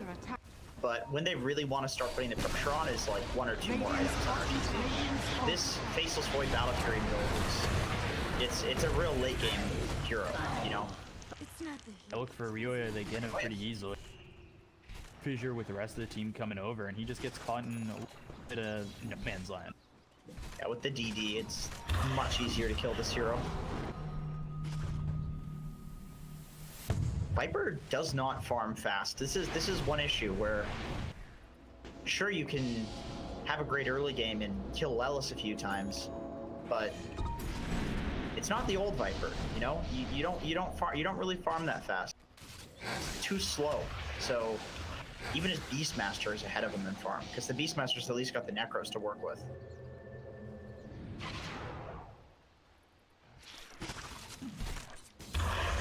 $11-9 again. It feels like every NA game has been 32 to 54. Like it's just been high kills. It's a different pace that is very interesting to see from both these teams, especially EG in this event so far. It seems like they're very fast, high impact. Blessings upon a RTZ, I mean, he loyal just warrior. clearly he's the one that's calling. He doesn't want to fight this game. I mean, he's the one with the Chrono. He's the one with the Battle Fury. Like the entire game is dictated by him. Dire's middle tower is Quinn under attack. pops the BKB. BKB gets the stun out with the Laguna Blade. Fissure from MSS hits both Ryoya as well as Kid Track, and they'll get the kill out of the Clockwork. Does force that 10-second BKB to be used by the Lina. Lose the Clockwork, but worst trade overall. Lower that BKB from 10 to 9. Dire's structures Quinn is also are really fortified. utilizing the runes in this game. Like multiple times we've seen him escape with the haste rune or get a kill with the double damage. Like he's just holding them in his bottle and making plays with them. And I think if you're gonna make a hero like this work that's not particularly great in this patch, you have to be doing things like this. Arteezy, he's got the BKB. Has to pop it. Chrono, there's the Yules losing some time on getting these right clicks in. It doesn't look like it's going to be enough to get Queen. Supernova is also too far back. Radiant's The top tower combo is under attack. botched. Do it with flair. I think Fly was expecting RTC to Chrono kind of closer to the edge of the map there. And RTC wanted to look for a little bit of a better opportunity. So, bit of a miscommunication. Not something you see often from a team like EG. But it happens. It's Dota. Next cooldown and just keep farming until then. Now Quincy Crew play this, that they go Supernova down. They've got 2 minutes to work with. Quincy just taking over the triangle now.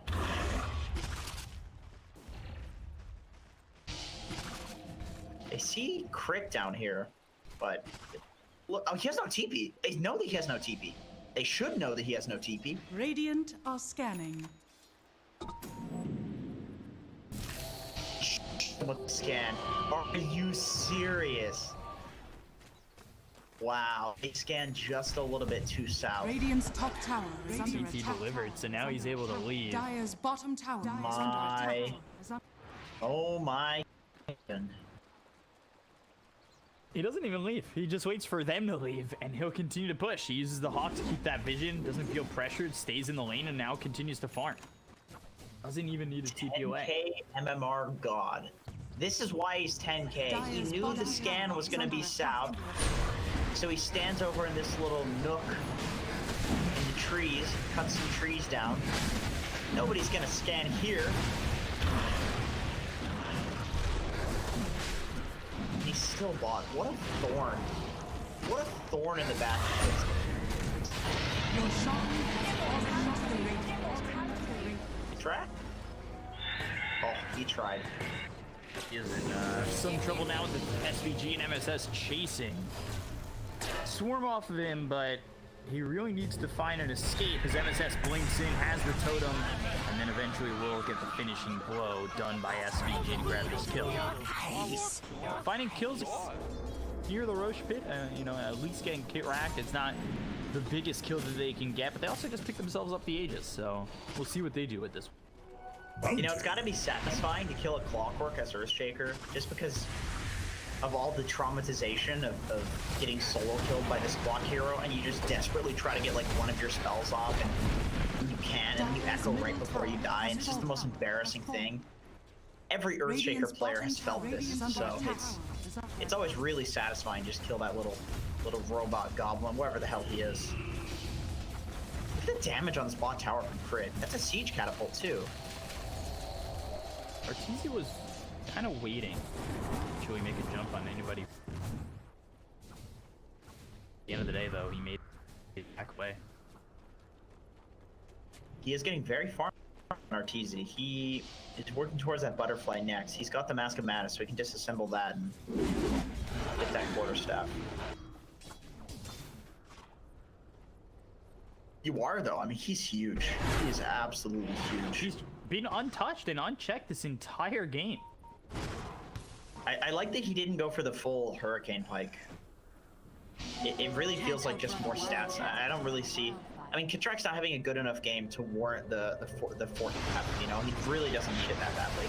Rolls out on the crit. They'll find the Beastmaster. Be able to get an easy kill here with everybody around. Quincy Crew. Another 14. Once again, Quinn with the haste rune. Like, he's just saving these runes. It looks like he's just getting really lucky and always he's getting lucky runes, like he's got a haste every single time. But the reason it looks like that is because he's got total rune control, right? And he's prioritizing that. He's always making his way to the runes as they spawn and always bottling them, saving that bottle in his backpack. So it's just really great rune control from Quincy Crew, as well as Quinn. Get those 27-minute items. They're pretty important. Lelis goes bot, grabs up that creep wave. Now pressure mid-tier 3. Arteezy pushing a top tier 2. How long will he stay while we start to see? There's good vision. EG has great vision into this triangle here with the ward. They see that Quincy Crew is still there. So they're all just kind of huddled in their base. There is a smoke on Fly if they do want to smoke out. But they're going to definitely need Arteezy if they want to take any fight. He's their big beefy boy. Arcane Rune bot. Quinn's going to be happy about this. Oh, just kidding. He's going top. Don't get the tier 2 over top. Quinn comes to defend it. He's going into the MKB next. Has the seconds, the only charge that he used. Clockwork came top end of the river, and about it. Game's being significantly more quiet than most, and it come down to just a who's gonna do better and execute better with all the farm that they've got. Arteezy and you are right there, neck and neck. Yeah, even the XP is very close, very, very close, closer than the gold lead, in fact, which is not typical in this patch. He's going for the outpost. I don't think Kitrak's gonna try to do anything here. Oh, top lane, Quinn. Whoa. Yeah, the BKB and the force. And now the Echo Slam from MSS. Visual on top of it to land the stuns. They've got the Laguna Blade to kill Arteezy and crit. Beautiful, really nice from MSS. Man, Arteezy probably wishes that he used that chrono. That is rough. But it's hard when you're going for a kill with the Beastmaster. You don't want to chrono, and he's a melee hero. You don't want to chrono with summons either, so... Awkward engagement.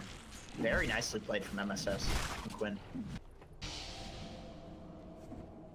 Buyback. Really put them on their heels. Oh, I love this from Fly. Cheeky play, just making his way to the other side. Uh-oh. Get track, you're dead, buddy.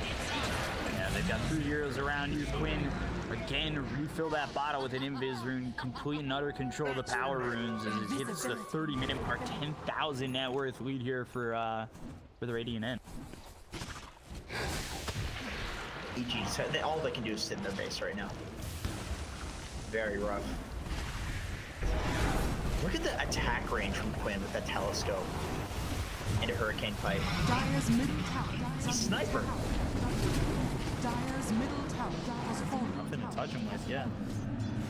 Take the tier 3, they back up, they know the Void 5 and have the Chronosphere to work with. Going into the Satanic and Arteezy, it just seems like he's going to need more time. Especially when he's able to be off like that. And he didn't commit the chrono on it, but they were ready. I honestly think Arteezy's just going to go Satanic into Rapier. If he didn't already have the Claymore component, I would say he probably just goes Rapier first. But I think he's going to go Satanic Rapier. He needs the damage. They need something big. Like, his team is getting farther and farther behind. Really, they're going to need a big spike soon to fight around, otherwise it's over. I mean, it worked last game. Ooh, does Quinn really want to walk up here? This looks really dangerous. Good positioning from EG. Good ward from EG, too. They see Quinn. I thought he was going to try and get in there. He was looking for it. He was really looking for it. He does have the time lock cast range, too, right? So he can jump the back lines. Even if he just sees Quinn, he can go for a kind of backline chrono. Crick just being so annoying up here. MSS, trying to scout him. He's too fast, though. Radiant's middle tower is under attack. I can't believe all this time this mid tower, this tier 1 is still up for Quincy Crew. They've done such a good job defending this. And I think there's no coincidence that they've gotten Roche twice this game. Completely free. TC's going for the butterfly, actually. He's not going for the full rapier. He doesn't consider it to be dire straits just yet. Maybe he thinks they can hold out for long enough, or the Phoenix combo with the Chronosphere is good enough that, hey, I don't need a rapier yet.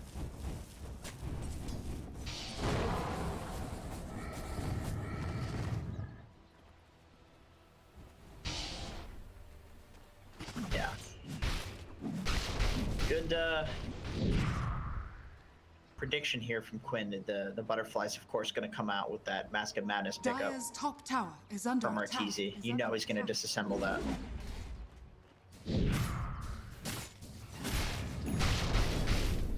And another Roche with an Aghanim Scepter.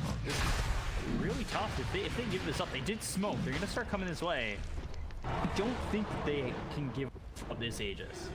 No, no way. The third Roche, you can.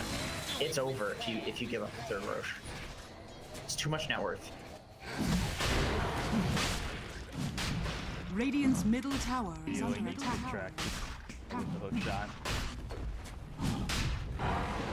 That pit so far. The Observer will stop Quinn to 3 down, so the vision is superior right now for EG around the pit. They do have the combo. They have the Chronosphere for Nova. If they can finally put it together, it's something that they've struggled to put up on each other last couple of big fights. Radiant's bottom tower is under attack. Except for UR, and UR's been what, 2-0 and something for the entirety of this game, it feels like. 2 early kills, and that was about it. Basically, he was left to his own accord to continue to farm. Right? 415 last hits, 20,000 net worth, sitting at the top. I did not know that you can hit Roche out of the Roche pit if you're standing in it. That is interesting. Quinn is just slowly farming it, but he doesn't have the slots for all of the items from it, so he's got to be a little careful. Like a courier steal could come in, or a hook steal from Clockwork, especially with the Hawk.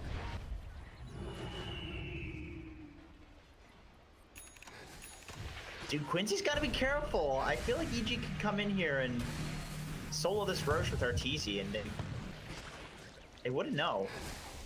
UR has to keep walking in, right? They don't have any way of making vision like EG does. They have the Hawk and the Rocket to work with. committing for it. First, second. It's a lot of hesitancy coming in from both teams, honestly. Yeah, from both teams. He's done walking around. Oh, they're gonna go for the steal? They're gonna get it? There has to be an echo. There has to be something. That hook shot's great, but again, it's gonna be close. Supernova comes in, goes for the Aegis, and they pick it up on Arteezy. They go Queen. Ooh, time lapse. Chronosphere comes down to the top end of this fight, looking over at Yawar. The damage isn't there for Arteezy. He could choose as well as the Aegis. I'm not sure who got the Ag's blessing, but Crit ends up dead. He'll go down and not buy back just yet. They also lose his track. There's the Echo Slam right from Arteezy. Time walks, looks over at Yawar. The buybacks are there. Queen ends up dead. They look over at Ryoya. Kill this Viper. Arteezy trying to find a target. Ryoya trying to man fight up against MSS as well as Crystal and this Weaver. Fissure comes in. MSS onto the high ground. He's going to rejoin the fight. Looks over. MSS ends up dying. He gets bashed a couple times by Arteezy. Looks over at Laylis. Goes into the river. The buyback comes in from this Earthshaker. BG Arteezy kind of just not sure who he wants to go in on. The Peacemaster without the Viper. They'll take out Fly. Now it's just Arteezy who needs to run. Radiant's top tower. At least attempt to attack.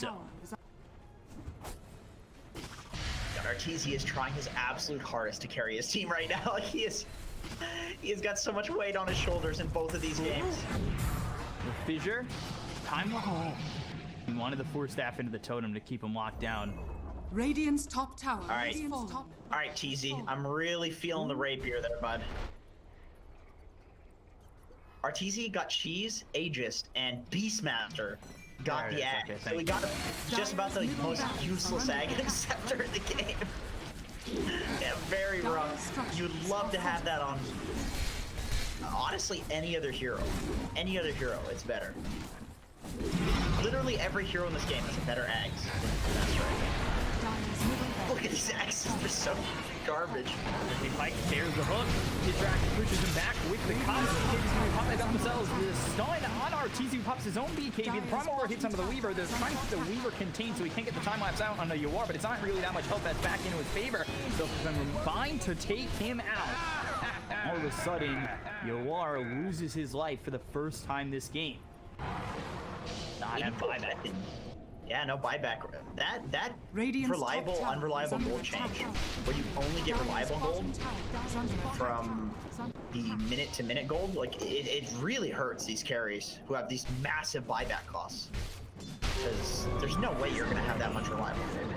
I'm just waiting. The carries get it from hitting creeps. They're looking for Arteezy. He doesn't have a BKB for 30 seconds. Now he's stunned. Look at the damage coming in from Quinn. They've also got the Fissure as well as the totem.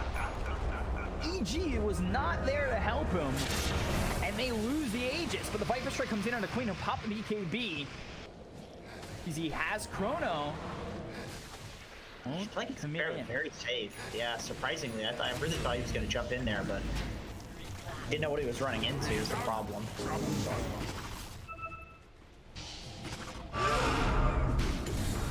Roar onto the Whisper, Sunray, Chrono on a 3!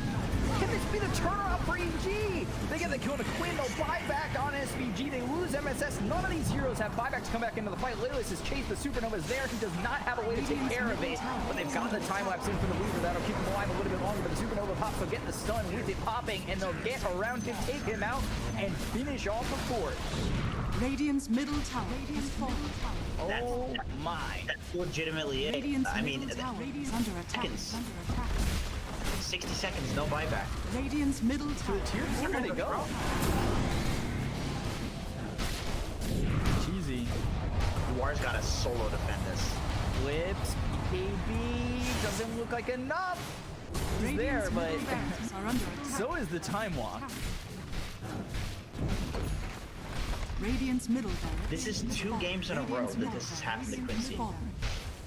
Radiant's top tower. This has got to be so depressing. Once again, all I can say is reliable gold. Like, that's it. It's the same problem. They can't afford buyback. Top barracks has fallen. In previous patches, they would have buyback right now. X. Radiant's bottom tower is under Crimson attack. Knife on Viper. Radiant 31.5. structures are Yeah, it's been nuts. It does not look natural. So they use the glyph, they have the repair kit, they save bottom tier 3. They'll have one more chance. Jackpot. Now at this point, if you're Quincy, you definitely start considering a rapier on your Luna or Quinn. Maybe that's too far. Maybe that's not necessary yet. Possible last item for you are. Just still using the Vampire Fang, surprisingly, as an item. They didn't really get great tier 3 items for carries.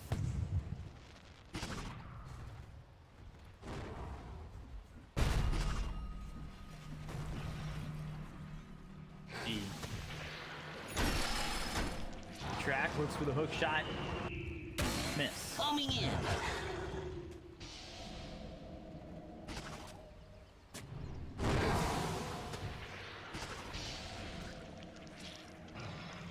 Bend. Here to end the game. Have buyback on Yawar, so if he gets caught out, it's not the worst thing in the world.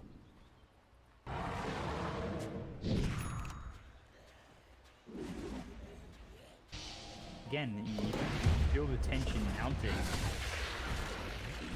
And, just like the Roche pit fight. You feel who's gonna make the first move, who's gonna break first. Do it with flair. There's smoke. Okay, actually this is just that's just the ninja here. Should give Arteezy a pretty good initiation. Like he could walk high ground if he really wanted to. Got good vision.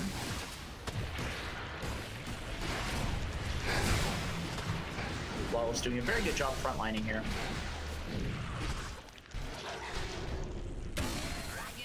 Go for it. Doesn't have anything cute. By the way, at the end of the day, Arteezy didn't go into the butterfly, he went MK. Talking about that earlier, how he was going panic into the butterfly and Quinn was...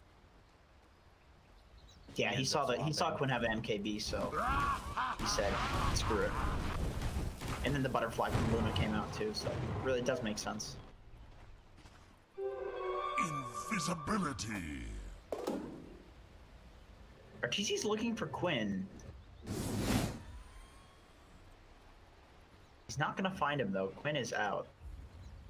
Playing it safe.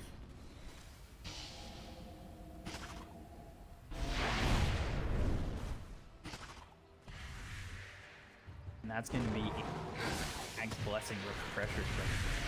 Another moment that might happen. I don't know if the game will go that far, but it definitely feels like the opportunity to do so, where it could be the entire outlook of this game. Liquipedia is just going after Rio. Again, being the thorn in their side. Top of which, Viper's about to hit 25, or not about. He's level 24, he's getting close to that 25 where he'll have the Nether Toxin silence. Bit of a long one.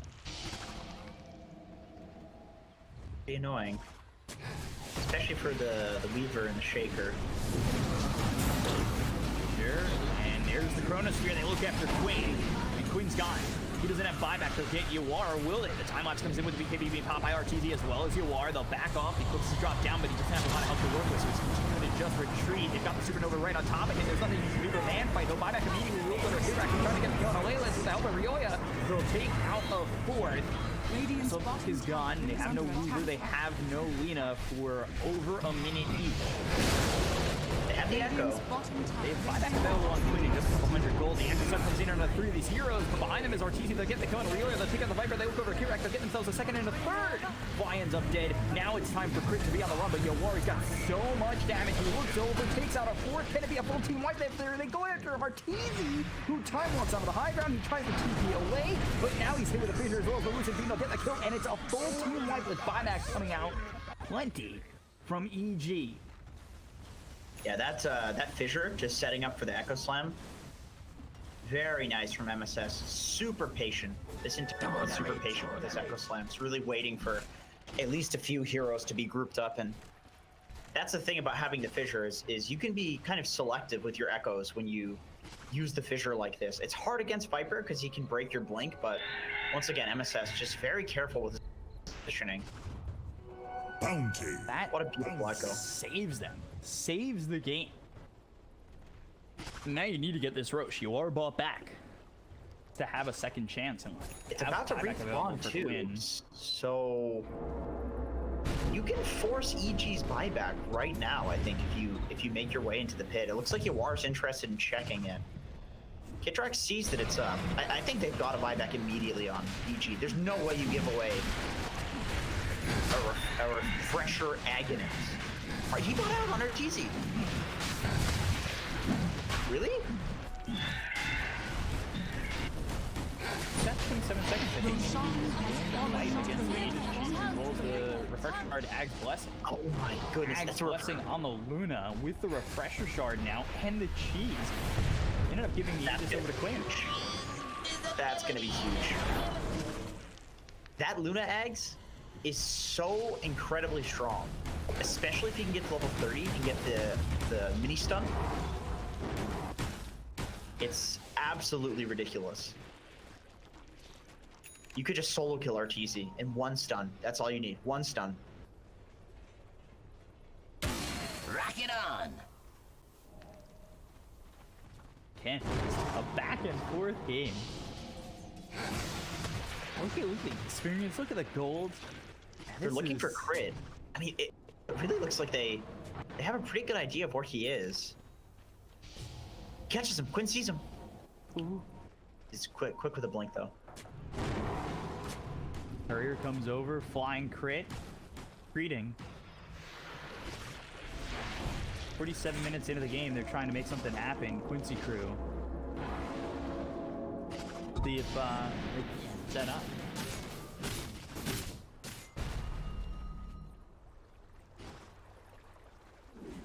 Really looking to bring this game back, but they're down 6,000 net worth, and it's rough. You're fighting up against so much.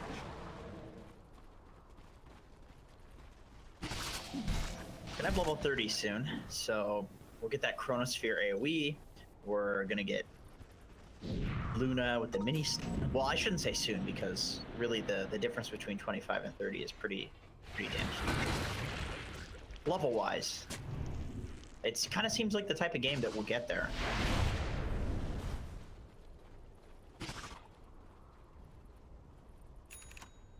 G just totally okay with Quincy getting any more net worth because at this point, are you really gonna get any crucial item other than like a rapier that's gonna change anything? Like, do you really need to go out and risk dying to farm? Yeah, the 25 for Beastmaster. Which part of that do you take? And then, of course, Quinn, he got the extra attack. He's in from so far away. You thought he was sniper before.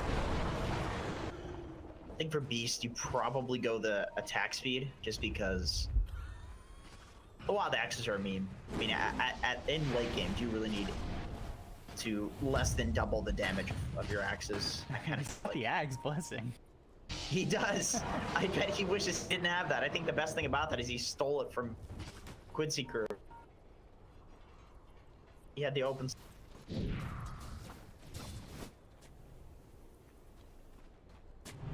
Smoke out. See, but it doesn't look like they're gonna get anything from it. Kind of smoking to reposition a little bit. Let them see. They'll get the silence down. This is big. It completely changes some of these fights. You got that silence and you just get in or you can't have you're gonna just stand there. But you look at the harassment he's taking. Could he really be the one who's trying to frontline this? That fissure not great for Quinn. The Aegis. Sometimes that's just the way it be. Sometimes you kill your teammates. Creeps are pushing in over bottom as well. And this is one set of racks that they have left. They need someone to go back and defend it, and the answer will be Quinn. It's funny to see Quinn still using this bottle is such a high priority on getting those runes. Ooh, Rift ult. What was that for? Not sure. Archie was there. He time walked out, but nowhere. Invisibility. I mean, he's got the refresher. Yeah. Radiant's not a middle huge tower deal. is under attack. You wait. Trying to get both casts out, or you're trying to wait on that now. It's becoming harder and harder because you got to defend, and you're trying to posture yourself across the river. You're trying to siege. Jesus got an invis. The orange pinged him, so they saw him walking up. Oh, this is a bad spot for him to be in, but nobody jumps it just yet. They actually end up time walking back to track with the hook shot on the Queen of Pop. The BKB, the Queen comes in under this clockwork. Now he'll look for the Chronosphere. Arteezy, thinking about it, got halfway through that animation. They're really afraid of the Weaver. They want to see where the Weaver's position is, because otherwise he can just time-lapse save. Especially if you can time-lapse somebody out of the Chronosphere with the distance. It can really ease team fight right now. So they're constantly keeping track of this Weaver, and SVG is doing such a good job at staying really far away from fights. He's got his blink with the telescope, so he can just get into the fight no matter what.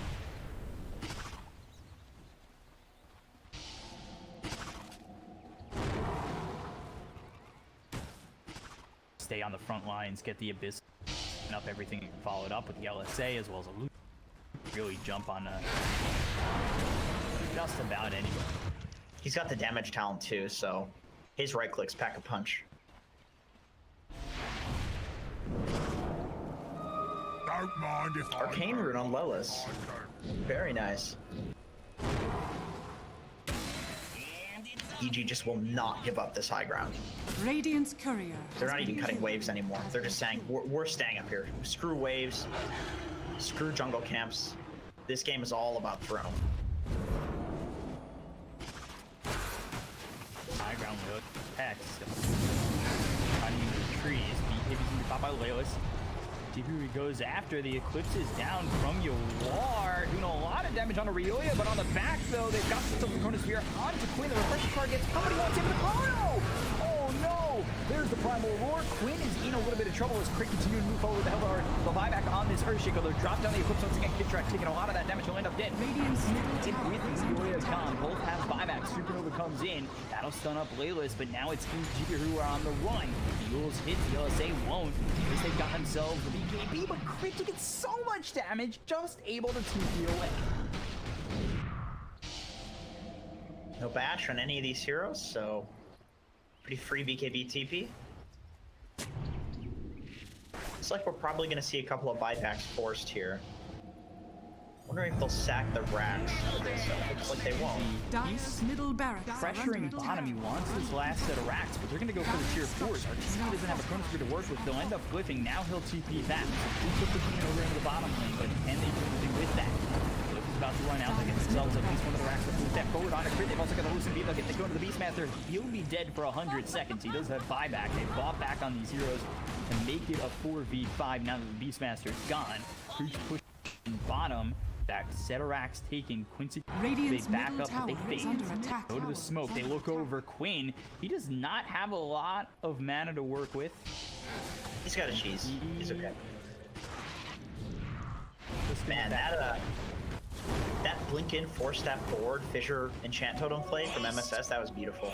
Shoutouts to MSS. That was all him. Like, somebody else didn't force him forward. That was 100% MSS's play. Super clutch to pull something like that at 54 minutes into a game like this. So game winning.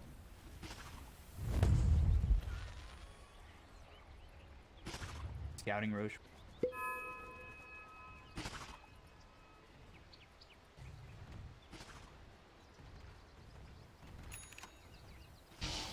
So many good eggs on Quincy Crew too. If they can get eggs Earthshaker, it's great.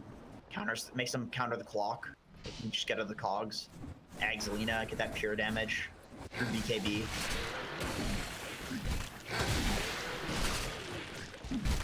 Bristleback, it's not that good, but probably better than the axes from Beastmaster. Not very useful. Coming in.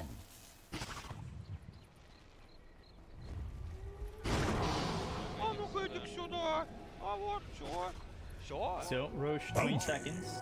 18 trying to pop it. BG, you can get this time. Your hits on RTs. That's now level 25. He's got the extra magic. War. Lifesteal. Who took the attack range. Bristleback is over here. Warp half damage per stack. Deep into it. Now they're going to go for Roche. Timings may not work out. They've got the Hawk. They know that it's being taken, but they just can't get in there. Time or can they? Corona with also low! He takes up the Aegis, he steals it away. They've got the Supernova down now there. We're gonna get the kill on Yours. Well, it's Quinn. That's absolutely out of this world! Because now he's popping BKB. He doesn't get anybody dead on his Chrono, but now he's got the other one. He's got the refreshers on everything. The whole side of Quincy Crew is locked up. The Chronospheres are perfect from Arteezy! That is beautiful! Let's heat things up. My lord, Arteezy! He is 100% carrying EG right now. This guy is the LeBron James. This is why they say that. What a god. You're right once more.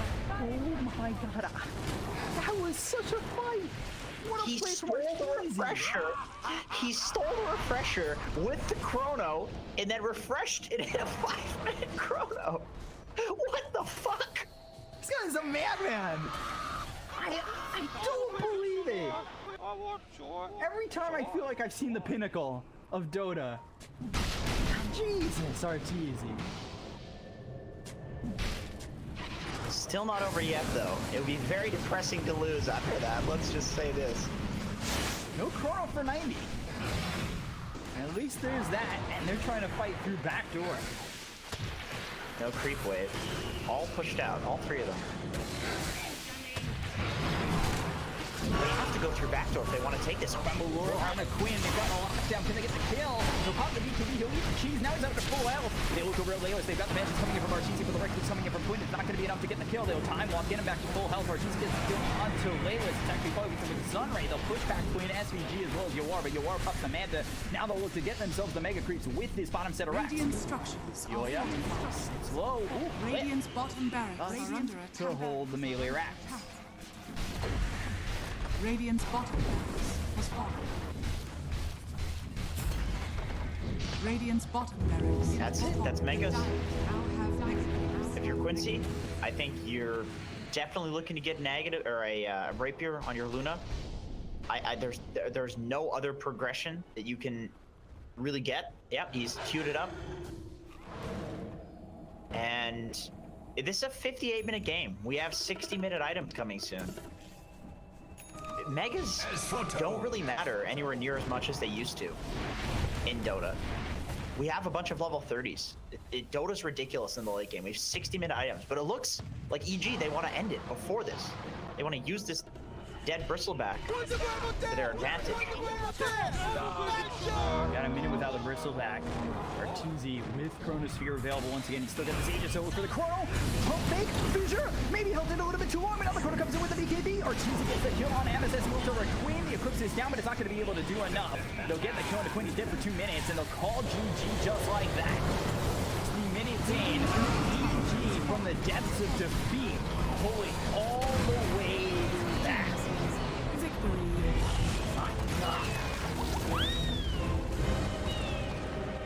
This was a good series. This was a good series. I kind of would have liked to have seen it go 1-1 just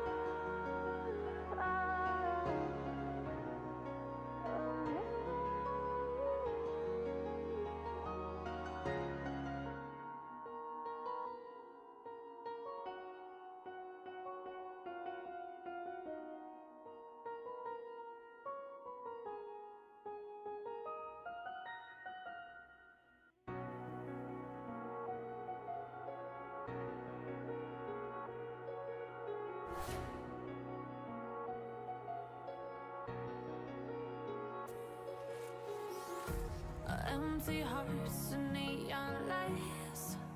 They're playing with my mind. Gotta get out of here tonight. Oh, I wanna run off and fly. And I'll tell myself it's fine to be alone. Just to find somewhere that finally feels like home. Oh, oh, oh. I hate all this overthinking. Oh, oh, oh, oh. The more I swim, the more I'm sinking. Take me to a world of silver. No more heartbreaks, tears, painkillers. Take me somewhere unfamiliar. Bring me back to where we started out. Get me out of now. To where we started out. Get me out of now. To where we started out. La la la la, oh, oh. Get me out of broken hearts and starting fights. Turning truth to lies. Gotta get up, stop wasting time. Yeah, I wanna run off and fly. And I'll tell myself it's fine to be alone. Just to find